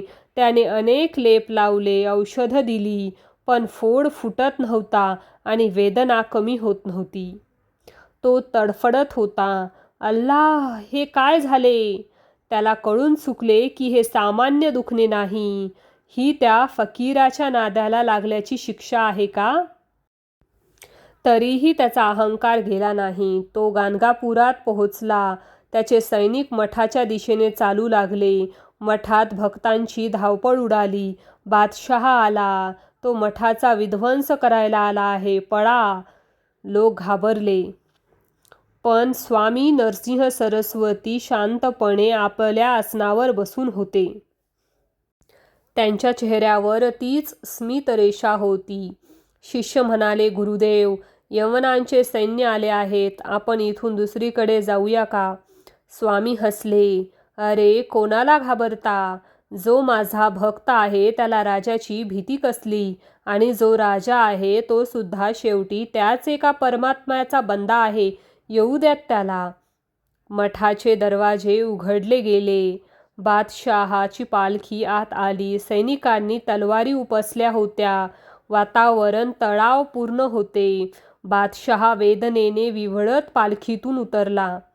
2 सेवकांनी त्याला धरले होते. तो रागाने स्वामींकडे बघू लागला. कुठे आहे तो जादूगार? बादशहाने नजर वर करून स्वामींकडे बघितले. त्याला वाटले होते की समोर एखादा भगवी वस्त्र घातलेला, गळ्यात माळा घातलेला हिंदू साधू असेल. पण जेव्हा त्याची नजर स्वामींच्या डोळ्याला भिडली, तेव्हा तिथे त्याला काहीतरी वेगळेच दिसले. त्या क्षणी बादशहाचा अहंकार गळून पडला. त्याला समोरच्या आसनावर नरसिंह सरस्वती दिसले नाहीत. त्याला तिथे एक दिव्य पीर म्हणजे मुस्लिम संत दिसले. काहींच्या मते त्याला तिथे साक्षात नूर म्हणजे दिव्य प्रकाश दिसला. त्याच्या डोळ्यासमोरूनच धर्म, जात, भाषा यांचे पडदे बाजूला झाले. त्याला जाणवले की समोर बसलेली व्यक्ती ही हिंदू किंवा मुसलमान नाही, तर ती एक ईश्वरी शक्ती आहे. त्याच्या पायाची वेदना जी मघाशी जीवघेणी होती, ती स्वामींच्या एका दृष्टीक्षेपाने अचानक शांत झाली. जणू बर्फाची पट्टी ठेवावी तशी थंडावा त्याच्या शरीरात पसरला. त्या क्रूर राजाचे डोळे पाणावले. ज्या हाताने तलवार पकडली होती ते हात आपोआप जोडले गेले.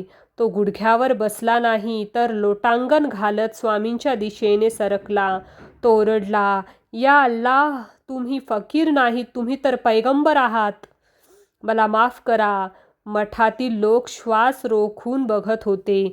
जो राजा मारायला आला होता तो आता एका लहान मुलासारखा रडत स्वामींच्या चरणी पडला होता. स्वामींनी त्याला जवळ बोलावले.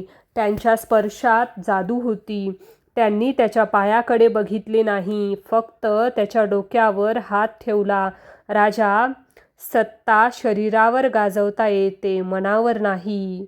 आणि रोग शरीराचा नसतो, तो अहंकाराचा असतो. तुझा अहंकार गेला, आता तुझा रोगही जाईल. स्वामींनी त्याला आशीर्वाद दिला. आणि काय आश्चर्य, ज्या राजफोडाने त्याला मरणाच्या दारात नेले होते, तो फोड त्या क्षणी फुटला. त्यातील घाण निघून गेली आणि वेदना पूर्णपणे थांबली. बादशहा स्वतःच्या पायावर उभा राहिला. हा चमत्कार बघून बादशहाचे सैनिक सुद्धा नतमस्तक झाले. बादशहाने तिथेच जाहीर केले की आजपासून गाणगापूर हे गाव स्वामींच्या मठाला इनाम. या गावात कोणताही कर म्हणजेच टॅक्स घेतला जाणार नाही आणि जो कोणी या मठाच्या वाटेला जाईल त्याला माझा शत्रू मानले जाईल. ज्या सत्तेची भीती लोकांना वाटत होती, तीच सत्ता आता स्वामींची दास झाली होती. बादशहाने स्वामींना विनंती केली, महाराज, तुम्ही एकदा तरी माझ्या महालात बिदरला यावे. स्वामींनी त्याची विनंती मान्य केली. काही काळानंतर ते बिदरला गेले आणि तिथेही ब्रह्मराक्षसाचा उद्धार केला. पण ती पुढची कथा आहे. गाणगापुरा गावात आता सुवर्ण काळ आला होता. राजाही चरणी लागला होता आणि प्रजाही. पण मित्रांनो, म्हणतात ना की सुखाच्या काळातच खरी परीक्षा असते. आतापर्यंत स्वामींनी बाह्य जगातील लोकांना चमत्कार दाखवले होते, पण आता वेळ आली होती त्यांच्या स्वतःच्या शिष्यांची, त्यांच्या जवळच्या भक्तांची परीक्षा घेण्याची. सोन्याला आगीतून जावं लागतं तेव्हाच ते शुद्ध होतं, तसंच भक्ताला संकटातून जावं लागतं. आता मठात एक असा भक्त येणार होता ज्याचं नाव होतं सायनदेव. तो मोठा अधिकारी होता, पण स्वामींच्या भक्तिपायी नोकरी सोडून आला होता. पण स्वामींनी त्याचं स्वागत प्रेमानं केलं नाही. उलट त्याला पाहताच स्वामी कडाडले, येथे कशाला आलास? ही जागा सुखाची नाही. इथे राहायचे असेल तर कठोर परीक्षा द्यावी लागेल. तयार आहेस? सायनदेव म्हणाले, हो महाराज. देहाचे तुकडे झाले तरी चालतील, पण तुमचे चरण सोडणार नाही. स्वामी हसले, पण ते हास्य गूढ होतं. ठीक आहे, आज रात्री तुझी परीक्षा होईल. काय होती ती परीक्षा? स्वामींनी सायनदेवाला असे काय काम सांगितले ज्याचा विचार करूनही अंगावर काटा येईल? आणि त्या परीक्षेत सायनदेव पास झाला की नापास हेच आपण पाहणार आहोत पुढील भागात. मित्रांनो, राजा शरण आला, वांझ स्त्रीला पुत्र मिळाला, मेलेला जिवंत झाला. पण आता जी कथा सुरू होणार आहे ती गुरुभक्तीची परिसीमा आहे. सायनदेवाची परीक्षा आणि त्यानंतर घडणारा चांडाळ गर्वहरण म्हणजेच वेदांचे पठण, हा थरार चुकवू नका. रात्र किर्र होती. गाणगापुराच्या मठात फक्त तेलाच्या दिव्यांचा मंद प्रकाश होता. सायनदेव स्वामींच्या समोर हात जोडून उभे होते. त्यांच्या चेहऱ्यावर भीती नव्हती, तर एक समर्पण होतं. स्वामी नरसिंह सरस्वतींनी सायनदेवाकडे बघितले. त्यांची नजर आज नेहमीसारखी प्रेमळ नव्हती, तर ती एका कडक शिक्षकासारखी होती, एका परीक्षकासारखी होती. स्वामी कडाडले, सायनदेवा, तू म्हणतोस की तुझ्या माझ्यावर पूर्ण विश्वास आहे. तू तुझ्या मोठ्या नोकरीचा, संसाराचा त्याग करून इथे आला आहेस. पण लक्षात ठेव, जोपर्यंत मन पूर्णपणे रिकामे होत नाही तोपर्यंत त्यात ईश्वर भरता येत नाही. आज तुझी शेवटची परीक्षा आहे. स्वामींनी आज्ञा केली, सायनदेवा, मला आत्ताच्या आत या मध्यरात्री पंचपक्वान्नाचे भोजन हवे आहे. आणि ते भोजन तू स्वतः कुणाचीही मदत न घेता बनवायचे आहेस. आणि हो, मठाच्या कोठारात अन्नाचा एक दाणाही नाही. जा व्यवस्था कर. सायनदेव थबकले. मध्यरात्रीची वेळ, गाव झोपलेले, दुकाने बंद आणि मठात काहीच नाही. हे कसे शक्य आहे? सामान्य माणसाने हे अशक्य आहे म्हणून हार मानली असती. पण सायनदेव सामान्य नव्हते. त्यांनी क्षणभर डोळे मिटले. त्यांना आठवले, ज्याने वांज म्हशीकडून दूध काढले तो माझ्यासाठी अन्नाची सोय करू शकत नाही का? ही फक्त माझी निष्ठा तपासण्यासाठी चाललेली लीला आहे. त्यांनी स्वामींना नमस्कार केले आणि ते स्वयंपाकघराच्या दिशेने निघाले. त्यांनी रिकामी भांडी गॅसवर म्हणजे चुलीवर चढवली. आणि मित्रांनो, भक्तीचा काय चमत्कार सांगावा. सायनदेव फक्त रिकाम्या भांड्यात पळी फिरवत होते आणि मनात दत्त दत्त दत्त हे नामस्मरण करत होते. त्यांना माहीत होतं की हे वेडेपणाचे आहे, पण गुरुवाक्य प्रमाण. काही मिनिटं गेली आणि स्वयंपाकघरातून सुवास येऊ लागला. ज्या रिकाम्या भांड्यात फक्त पाणी होते तिथे शिरा तयार झाला होता. जिथे काहीच नव्हतं तिथे भाजीचा घमघमाट सुटला होता. सायनदेवाचे डोळे पाणावले. त्यांनी ते ताट वाढले आणि स्वामींसमोर नेऊन ठेवले. स्वामींनी त्या अन्नाकडे बघितले नाही. त्यांनी सायनदेवाच्या डोळ्यात बघितले. ते हसले. त्यांचे ते रौद्र रूप विरघळून गेले. सायनदेवा, हे अन्न मला नको होतं. मला तुझा हा भाव हवा होता. ज्या भक्ताने मला नसलेल्या गोष्टीतही गुरु दिसतो त्यालाच मोक्ष मिळतो. तू परीक्षेत पास झालास. स्वामींनी सायनदेवाला पोटाशी धरले. त्या रात्री सायनदेवाला जे आत्मज्ञान मिळालं, शेकडो वर्षापूर्वी तपश्चर्या करूनही ऋषीमुनींना मिळत नाही. ही घटना वाऱ्यासारखी पसरली. पण गाणगावपुरात फक्त उच्चवर्णीय किंवा ब्राह्मणच येत नव्हते. स्वामींची कीर्ती जंगलात राहणाऱ्या आदिवासीपर्यंत पोहोचली होती. आणि आता जी कथा घडणार आहे ती या ग्रंथातील सर्वात भावूक कथांपैकी एक आहे. ती कथा आहे एका वेड्या भक्ताची आणि सुकलेल्या लाकडाची. गाणगावपुरात बाहेर नदीच्या पलीकडे एक जंगल होतं. तिथे एक शबर म्हणजेच भिल्ल किंवा आदिवासी राहायचा. तो समाजाच्या दृष्टीने अडाणी होता, मलिन होता. त्याला वेद माहीत नव्हते, देवपूजा माहीत नव्हती. पण त्याने ऐकलं होतं की गाणगावपुरात एक देव आला आहे जो सर्वांचे भले करतो. त्याला वाटलं, मला पण देवाची पूजा करायची आहे. पण त्याच्याकडे मूर्ती नव्हती. एके दिवशी त्याला जंगलात एक वाळलेले, पूर्णपणे सुकलेले लाकूड काष्ट सापडले. ते लाकूड दिसायला ओबडधोबड होते, पण त्या भोळ्या शबराला त्यातच देव दिसला. त्याने ते लाकूड एका जागी रोवले. तो रोज सकाळी उठायचा, नदीतून पाणी आणायचा आणि त्या सुकलेल्या लाकडांवर ओतायचा.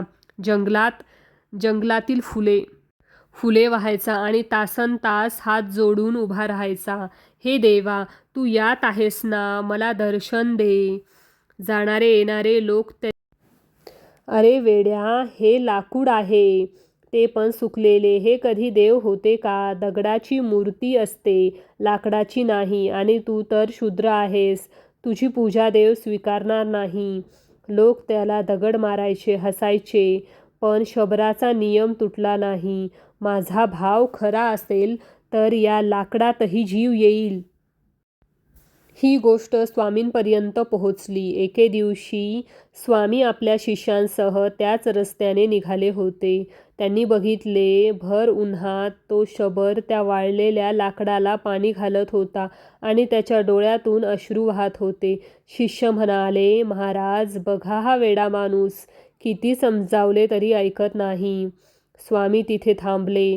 त्यांनी त्या शबराला हाक मारली, बाळा, काय करतो आहेस? शबर दचकला.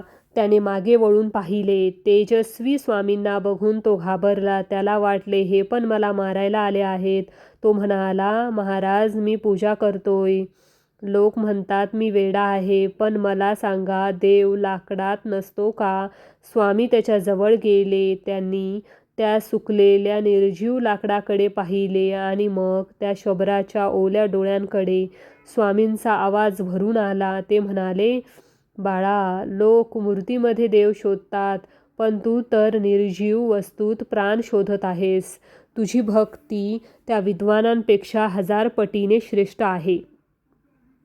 स्वामींनी त्या शबराच्या खांद्यावर हात ठेवला आणि म्हणाले, बघ, तुझा देव जागा झाला. आणि त्याच क्षणी एका अद्भुत चमत्कार घडला. ज्या वाळलेल्या लाकडाला वर्षानुवर्ष पालवी फुटली नव्हती, जे लाकूड आतून पूर्णपणे मेल्यासारखे होते, स्वामींची दृष्टी पडताच त्या लाकडाला हिरवीगार पालवी फुटली. त्याच्या फांदीतून पाने बाहेर आली. बघता बघता त्या सुकलेल्या काष्टाचा एक दवरलेला वृक्ष झाला. हे दृश्य बघून शबर धाय मोकलून रडू लागला.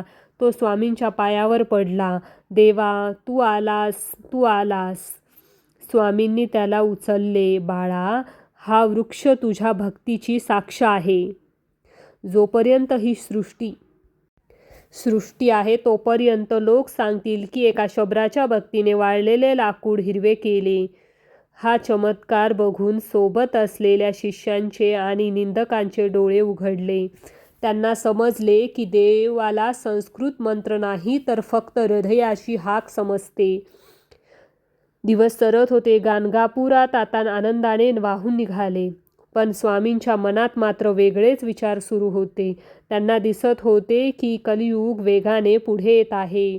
एके दिवशी त्यांनी सर्व भक्तांना, शिष्यांना आणि गावकऱ्यांना मठात बोलवले. वातावरण नेहमीसारखे प्रसन्न नव्हते. स्वामींचा चेहरा गंभीर होता. जणू काही मोठे घडणार होते. सभामंडप खचाखच भरला होता. स्वामींनी बोलायला सुरुवात केली. हा उपदेश फक्त त्या लोकांसाठी नव्हता, तर येणाऱ्या हजारो वर्षांच्या पिढ्यांसाठी होता. त्याला कलियुग धर्मनिरूपण म्हणतात. स्वामी म्हणाले, भक्त हो, तुम्ही जे आता पाहत आहात ते सतयुगाचे प्रतिबिंब आहे. पण पुढे येणारा काळ कठीण आहे. कलियुगाचा प्रभाव वाढणार आहे. पुढे काय होईल? राजा प्रजेचे रक्षण करणार नाही, तर भक्षण करेल. शिष्य गुरुचा मान ठेवणार नाहीत. मुले आईवडिलांना ओझे समजतील. गायीची कत्तल होईल आणि खोट्याला सत्य मानले जाईल. धर्म फक्त बोलण्यासाठी राहील, आचरणासाठी नाही. लोक घाबरले. मग महाराज, आमचं रक्षण कोण करणार? स्वामींनी शांतपणे उत्तर दिले, जो धर्माला धरून राहील त्यालाच मी रक्षण देईन. स्त्रियांनी आपल्या पतिव्रता धर्म पाळावा आणि पुरुषांनी एकपत्नी व्रत पाळावे. परस्त्री मातेसमान मानावी. जो हे साधे नियम पाळेल त्याच्या घरी मी भिक्षेला नक्की येईन. त्या दिवशी स्वामींनी स्त्रियांचे स्वधर्म, गृहस्थाश्रम आणि गुरुसेवा यावर सखोल मार्गदर्शन केले. पण या प्रवचनाच्या शेवटी स्वामींनी जे वाक्य उच्चारले त्याने संपूर्ण सभामंडपात शांतता पसरली. लोकांच्या काळजाचा ठोका चुकला. स्वामी म्हणाले, माझे अवतार कार्य आता पूर्ण झाले आहे. ही गर्दी, हा मानसन्मान मला नको आहे. आता मला एकांतात जायचे आहे. त्यामुळे मी निर्णय घेतला आहे. त्यांनी एक दीर्घ श्वास घेतला आणि घोषणा केली, मी गाणगापूर सोडून श्रीशैल्य पर्वतावर जाणार आहे. ते वाक्य नव्हते, तो जणू वज्राघात होता. नाही नाही महाराज, लोकांचा आक्रोश सुरू झाला. हजारो लोक रडू लागले, आम्हाला सोडून जाऊ नका. आम्ही अनाथ होऊ. तुमच्याशिवाय आमचे कोण आहे? कोणी स्वामींचे पाय धरले, कोणी रस्ता अडवला. आम्ही तुम्हाला जाऊ देणार नाही. प्राण गेले तरी चालतील, पण तुम्हाला सोडणार नाही. स्वामींची स्थिती एका आईसारखी झाली होती, जिला आपल्या मुलांना सोडून जावे लागते. पण निर्णय अटळ होता. त्यांनी भक्तांना शांत केले. शांत व्हा. माझा देह जरी गेला तरी मी मनाने इथेच राहणार आहे. पण मला आता जावेच लागेल, कारण यवनांचं राज्य वाढत आहे आणि जर मी इथे राहिलो तर विनाकारण संघर्ष होईल आणि त्यात तुमचे नुकसान होईल. तरीही लोकांचे समाधान होत नव्हते. आम्ही कशाच्या आधारावर जगू? आम्हाला काहीतरी खून द्या. तेव्हा स्वामींनी एक अद्भुत गोष्ट केली. त्यांनी आपल्या पायातील खडावा म्हणजे पादुका त्या काढल्या. त्या निर्गुण पादुका होत्या. त्यांनी त्या पादुका मठाच्या गाभाऱ्यात ठेवल्या आणि सांगितले, हे माझेच स्वरूप आहेत. या पादुकांमध्ये माझा जीव आहे. जो या पादुकांची पूजा करील त्याला साक्षात माझे दर्शन होईल. मी रोज दुपारी इथे भिक्षेला येईन, हे माझे वचन आहे. त्या पादुका बघून भक्तांना थोडा धीर आला, पण विरहाचे दुःख कमी. स्वामींनी प्रवासाची तयारी सुरू केली. त्यांनी ठरवले की सर्वांना सोबत न्यायचे नाही. हा प्रवास एकांताचा आहे. त्यांनी आपल्या हजारो शिष्यांमधून फक्त 4 प्रमुख शिष्यांना निवडले, जे त्यांच्यासोबत शेवटच्या प्रवासाला येणार होते. ते 4 भाग्यवान शिष्य होते. 1 सायनदेव, ज्याची परीक्षा झाली होती. 2 नंदीनामा, ज्याला कुष्ठरोगातून बरे केले होते. 3 कृष्ण सरस्वती, काशीतील शिष्य. आणि 4 सिद्धयोगी. बाकी सर्वांना त्यांनी गाणगापुरातच राहण्याची आज्ञा दिली. तुम्ही इथेच राहा. मठाची सेवा करा. अन्नदान चालू ठेवा. जो इथे अन्नदान करील त्याच्या घरी मी अन्नपूर्णा होऊन राहील. अखेर तो दिवस उगवला. गाणगापुरात सोडण्याचा दिवस. नदीच्या काठावर जनसागर लोटला होता. प्रत्येकाच्या डोळ्यात पाणी होते. हवासुद्धा जड झाली होती. पक्ष्यांचा किलबिलाट थांबला होता. स्वामी मठातून बाहेर पडले. त्यांनी एकदा मागे वळून आपल्या मठाकडे बघितले. आपल्या औदुंबराच्या झाडाकडे बघितले. त्यांच्या डोळ्यात एक तृप्त भाव होता. हे कार्य पूर्ण झाले. तेच चालू लागले. त्याच्या मागे धावू लागले. महाराज थांबा, महाराज एकदा बघा. स्वामी थांबले नाहीत. वैराग्य काय असते हे त्यांच्या चालण्यातून दिसत होते. ज्या जागेवर त्यांनी इतके प्रेम केले ती जागा सोडताना त्यांना दुःख होत होते ना कोणता मोह. ते संगमावर आले. तिथे एक नाव म्हणजे बोट तयार होती, पण ती साधी नव्हती. भक्तांनी ती फुलांनी सजवली होती. त्याला पुष्पवाहन म्हणतात. स्वामी त्या नावेत बसले. 4 शिष्य त्यांच्या सोबत बसले. नाविकाने वल्हे मारले. नाव हळूहळू काठापासून दूर जाऊ लागली. काठावरचा आक्रोश शिगेला पोहोचला. दत्ता, गुरुराया, पुन्हा कधी येणार? स्वामींनी हात उंचावला. भिवू नकोस, मी तुझ्या पाठीशी आहे. हा आशीर्वाद त्यांनी हवेतूनच सर्वांना दिला. नाव प्रवाहाच्या मध्योमध गेली आणि हळूहळू धुक्यात दुसेमाशी झाली. पण मित्रांनो, कथेचा शेवट इथे नाही. खरा चमत्कार अजून बाकी होता.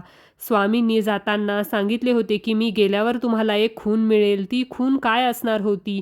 आणि कर्दळी वनात म्हणजे श्रीशैल्य मल्लिकार्जुनाच्या घनदाट जंगलात पोहोचल्यावर स्वामी नक्की काय करणार होते? ते देह ठेवणार होते की सदैव स्वर्गात जाणार होते? हा शेवटचा प्रवास एका मोठ्या रहस्याकडे घेऊन जात आहे. ते 4 शिष्य जेव्हा परत आले तेव्हा त्यांनी जे सांगितले ते ऐकून तुमचा विश्वास बसणार नाही. आणि 52व्या अध्यायात जी अवतरणिका म्हणजे समारोप आहे, त्यात एक असे गुपित लपले आहे जे आजही भक्तांना गाणगापूरला खेचून आणतात. मित्रांनो, आता आपण या महागाथेच्या अगदी शेवटच्या टप्प्यावर आलो आहोत. पुढचा भाग सेक्शन 7 हा शेवटचा भाग असणार आहे. त्यात आपण पाहणार आहोत स्वामींचे गुप्त होणे, कर्दळी वनातील गूढ आणि श्री गुरुचरित्र या ग्रंथाचे महात्म्य. तुमची मनं घट्ट करून ठेवा आणि शेवटचा निरोप देताना तुमचेही डोळे पाणवल्याशिवाय राहणार नाहीत. भीमा आणि अमरजा नद्यांच्या त्या विशाल पात्रात धुक्याच्या पडद्याआड ती फुलांची नाव म्हणजे पुष्पवहन हळूहळू पुढे सरकत होती. काठावर उभे असलेले हजारो भक्त आता दृष्टीआड झाले होते. त्यांचा आक्रोश आता फक्त वाऱ्याच्या झुळकासारखा पुसटसा ऐकू येत होता. नावेमध्ये स्मशान शांतता होती. फक्त वल्ल्यांचा छप छप आवाज येत होता. नावेत बसलेले ते 4 प्रमुख शिष्य सायनदेव, नंदीनामा, कृष्ण सरस्वती आणि सिद्धयोगी एकटक स्वामींच्या चेहऱ्याकडे बघत होते. त्यांना माहीत होते की हा प्रवास परतीचा नाही. हे गुरुदेव आपल्याला सोडून एका अशा लोकात जाणार आहेत जिथून ते देहाने परत येणार नाहीत. हा विचार करूनच त्यांच्या काळजाचे पाणी होत होते. पण स्वामी नरसिंह सरस्वतींचा चेहरा पहा, त्यावर ना दुःखाची रेष होती ना विरहाची छाया. तेथे होती फक्त एक अथांग शांतता. जसा मावळणारा सूर्य जाताना जगाला वचन देऊन जातो की मी पुन्हा उगवेन, तसेच ते शांत होते. नाव प्रवाहाच्या विरुद्ध दिशेने प्रवाहाचा वेग कापून पाताळगंगा म्हणजे श्रीशैल्य क्षेत्राकडे जाणारा मार्ग या दिशेने जात होती. प्रवास लांबचा होता. दिवस उलटले, रात्र झाली, पुन्हा दिवस उजाडला. अखेर ते ठिकाण जवळ आले. समोर दिसू लागले श्रीशैल्य मल्लिकार्जुन पर्वताचे घनदाट जंगल. यालाच कर्दळी वन असे म्हणतात. मित्र हो, हे सामान्य जंगल नाही. असे म्हणतात की या जंगलात आजही हजारो वर्षाचे तपस्वी समाधी रोवून बसले आहेत. इथे सूर्यकिरणे सुद्धा जमिनीपर्यंत पोहोचायला घाबरतात.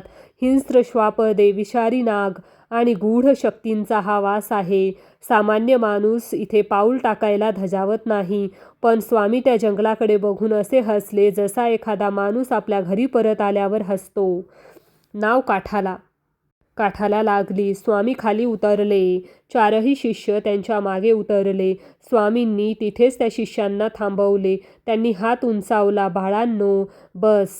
तुमची साथ इथपर्यंतच होती. या पुढचा प्रवास मला एकट्याला करायचा आहे. शिष्यांनी हंबरडा फोडला.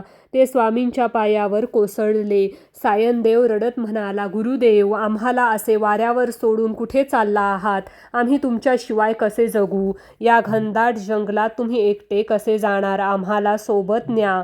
नंदीनामा म्हणाला, माझे कुष्ठरोग तुम्ही बरे केले. हा नवीन देह तुम्ही दिलात. आता हा देह तुमच्या सेवेविना काय कामाचा? स्वामींनी त्यांना प्रेमाने उठवले. त्यांच्या डोळ्यातील अश्रू पुसले. ते म्हणाले, अरे वेड्यांनो, मी तुम्हाला सोडून कुठे जातोय? मी तर माझ्या निजधामी जात आहे. आणि लक्षात ठेवा, जोपर्यंत गाणगापुरात माझी माधुकारी चालू आहेत, जोपर्यंत तिथे माझा नामजप चालू आहे, तोपर्यंत मी तिथेच आहे. तरीही शिष्यांचा समाधान होईना. त्यांना काहीतरी खूण हवी होती. तेव्हा स्वामींनी त्यांना एक वचन दिले. ठीक आहे, तुमच्या समाधानासाठी मी एक खूण पाठवेन. तुम्ही इथेच काठावर थांबा. मी प्रवाहाच्या दिशेने आत जातो. काही वेळाने प्रवाहातून 4 शेवंतीची फुलं म्हणजे प्रसाद तुमच्याकडे येतील. जेव्हा ती फुलं तुमच्या हातात पडतील तेव्हा समजा की मी सुखरूप माझ्या स्थानी पोहोचलो आहे आणि माझा आशीर्वाद सदैव तुमच्या पाठीशी आहे. हे शेवटचं आश्वासन देऊन स्वामी वळले.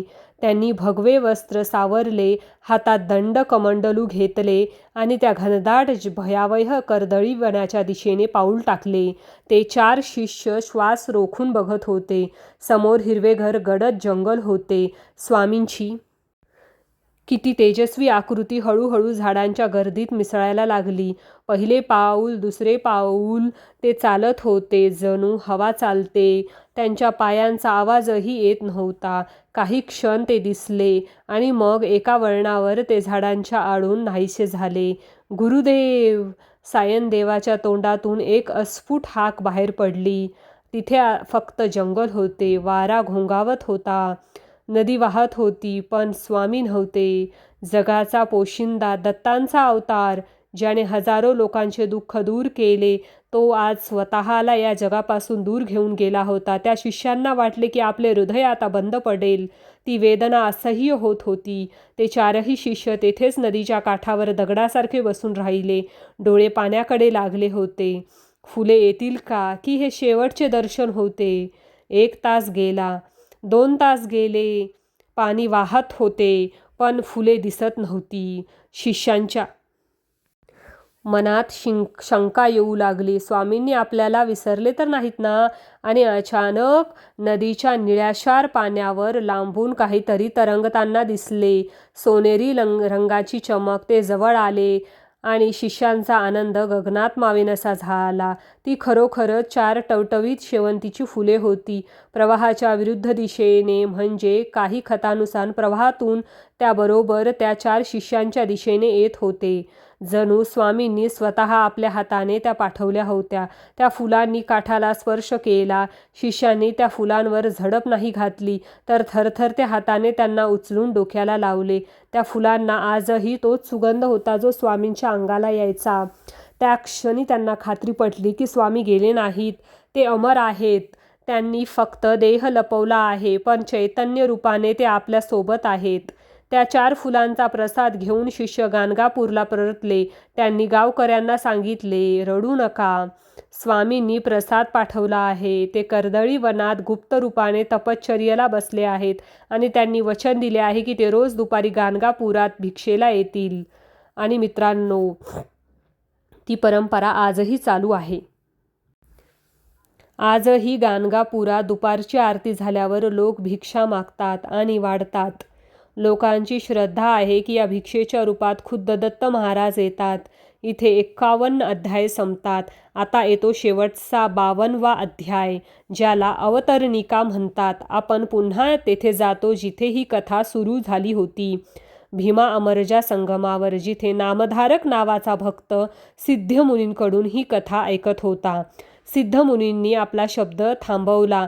कथा संपली होती. नामधारक मात्र अजूनही त्या विश्वात हरवला होता.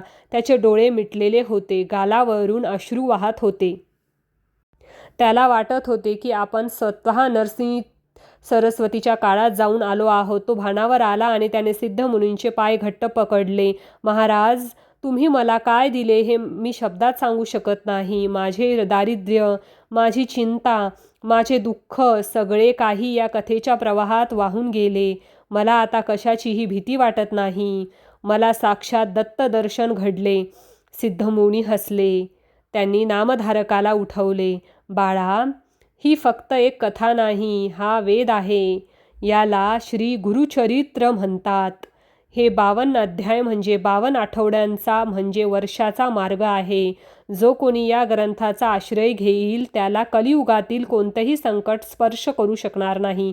सिद्धमुनींनी या ग्रंथाचे महात्म्य म्हणजे फलश्रुती सांगितली, जे प्रत्येक भक्तासाठी अत्यंत महत्त्वाचे आहे. नीट ऐका. श्री गुरुचरित्र महात्म्य. बेनिफिट्स. 1. पुत्रप्राप्ती. ज्यांना मूलबाळ होत नाही, ज्यांचे वंश पुढे वाढत नाही, त्यांनी या ग्रंथाचे श्रद्धेने पारायण केल्यास जसे त्या 60 वर्षाच्या आजीला मुलगा झाला तसे संतती प्राप्त होते. 2. रोग निवारण. कितीही जुनाट आजार असो, कुष्ठरोग असो किंवा कॅन्सरसारखे असाध्य रोग, नंदीनामा आणि शबर भक्तासारखी श्रद्धा असेल तर या ग्रंथाच्या वाचनाने शरीर निरोगी होते. 3. अखंड लक्ष्मी. ज्या घरात हा ग्रंथ नियमित वाचला जातो तिथे कधीही अन्नाची कमी पडत नाही. गरिबी नष्ट होऊन लक्ष्मी भरते. 4. पिशाच्च मुक्ती. ज्यांना वाईट स्वप्न पडतात, ज्यांच्यावर बाहेरील बाधा आहे, ब्रह्मराक्षस किंवा भूतांचा त्रास आहे, त्यांच्यासाठी हा ग्रंथ अग्नीसारखा आहे. त्याच्या नुसत्या उपस्थितीने नकारात्मक शक्ती पळून जातात. 5. मनशांती.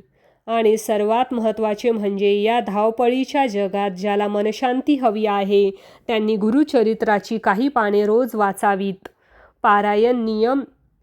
Reading rules. सिद्धमुनींनी सांगितले होते, हा ग्रंथ अतिशय पवित्र म्हणजे जाज्वल्य आहे, त्यामुळे याचे वाचन करताना काही नियम पाळावेत. शुचिर्भूत होऊन आंघोळ करून स्वच्छ वस्त्र परिधान करूनच या ग्रंथाला हात लावावा. शक्यतो 7 दिवसांचे म्हणजे सप्ताहाचे पारायण करावे. वाचताना मनात शंका ठेवू नये, हे खरे की खोटे असा प्रश्न आला तर फळ मिळत नाही.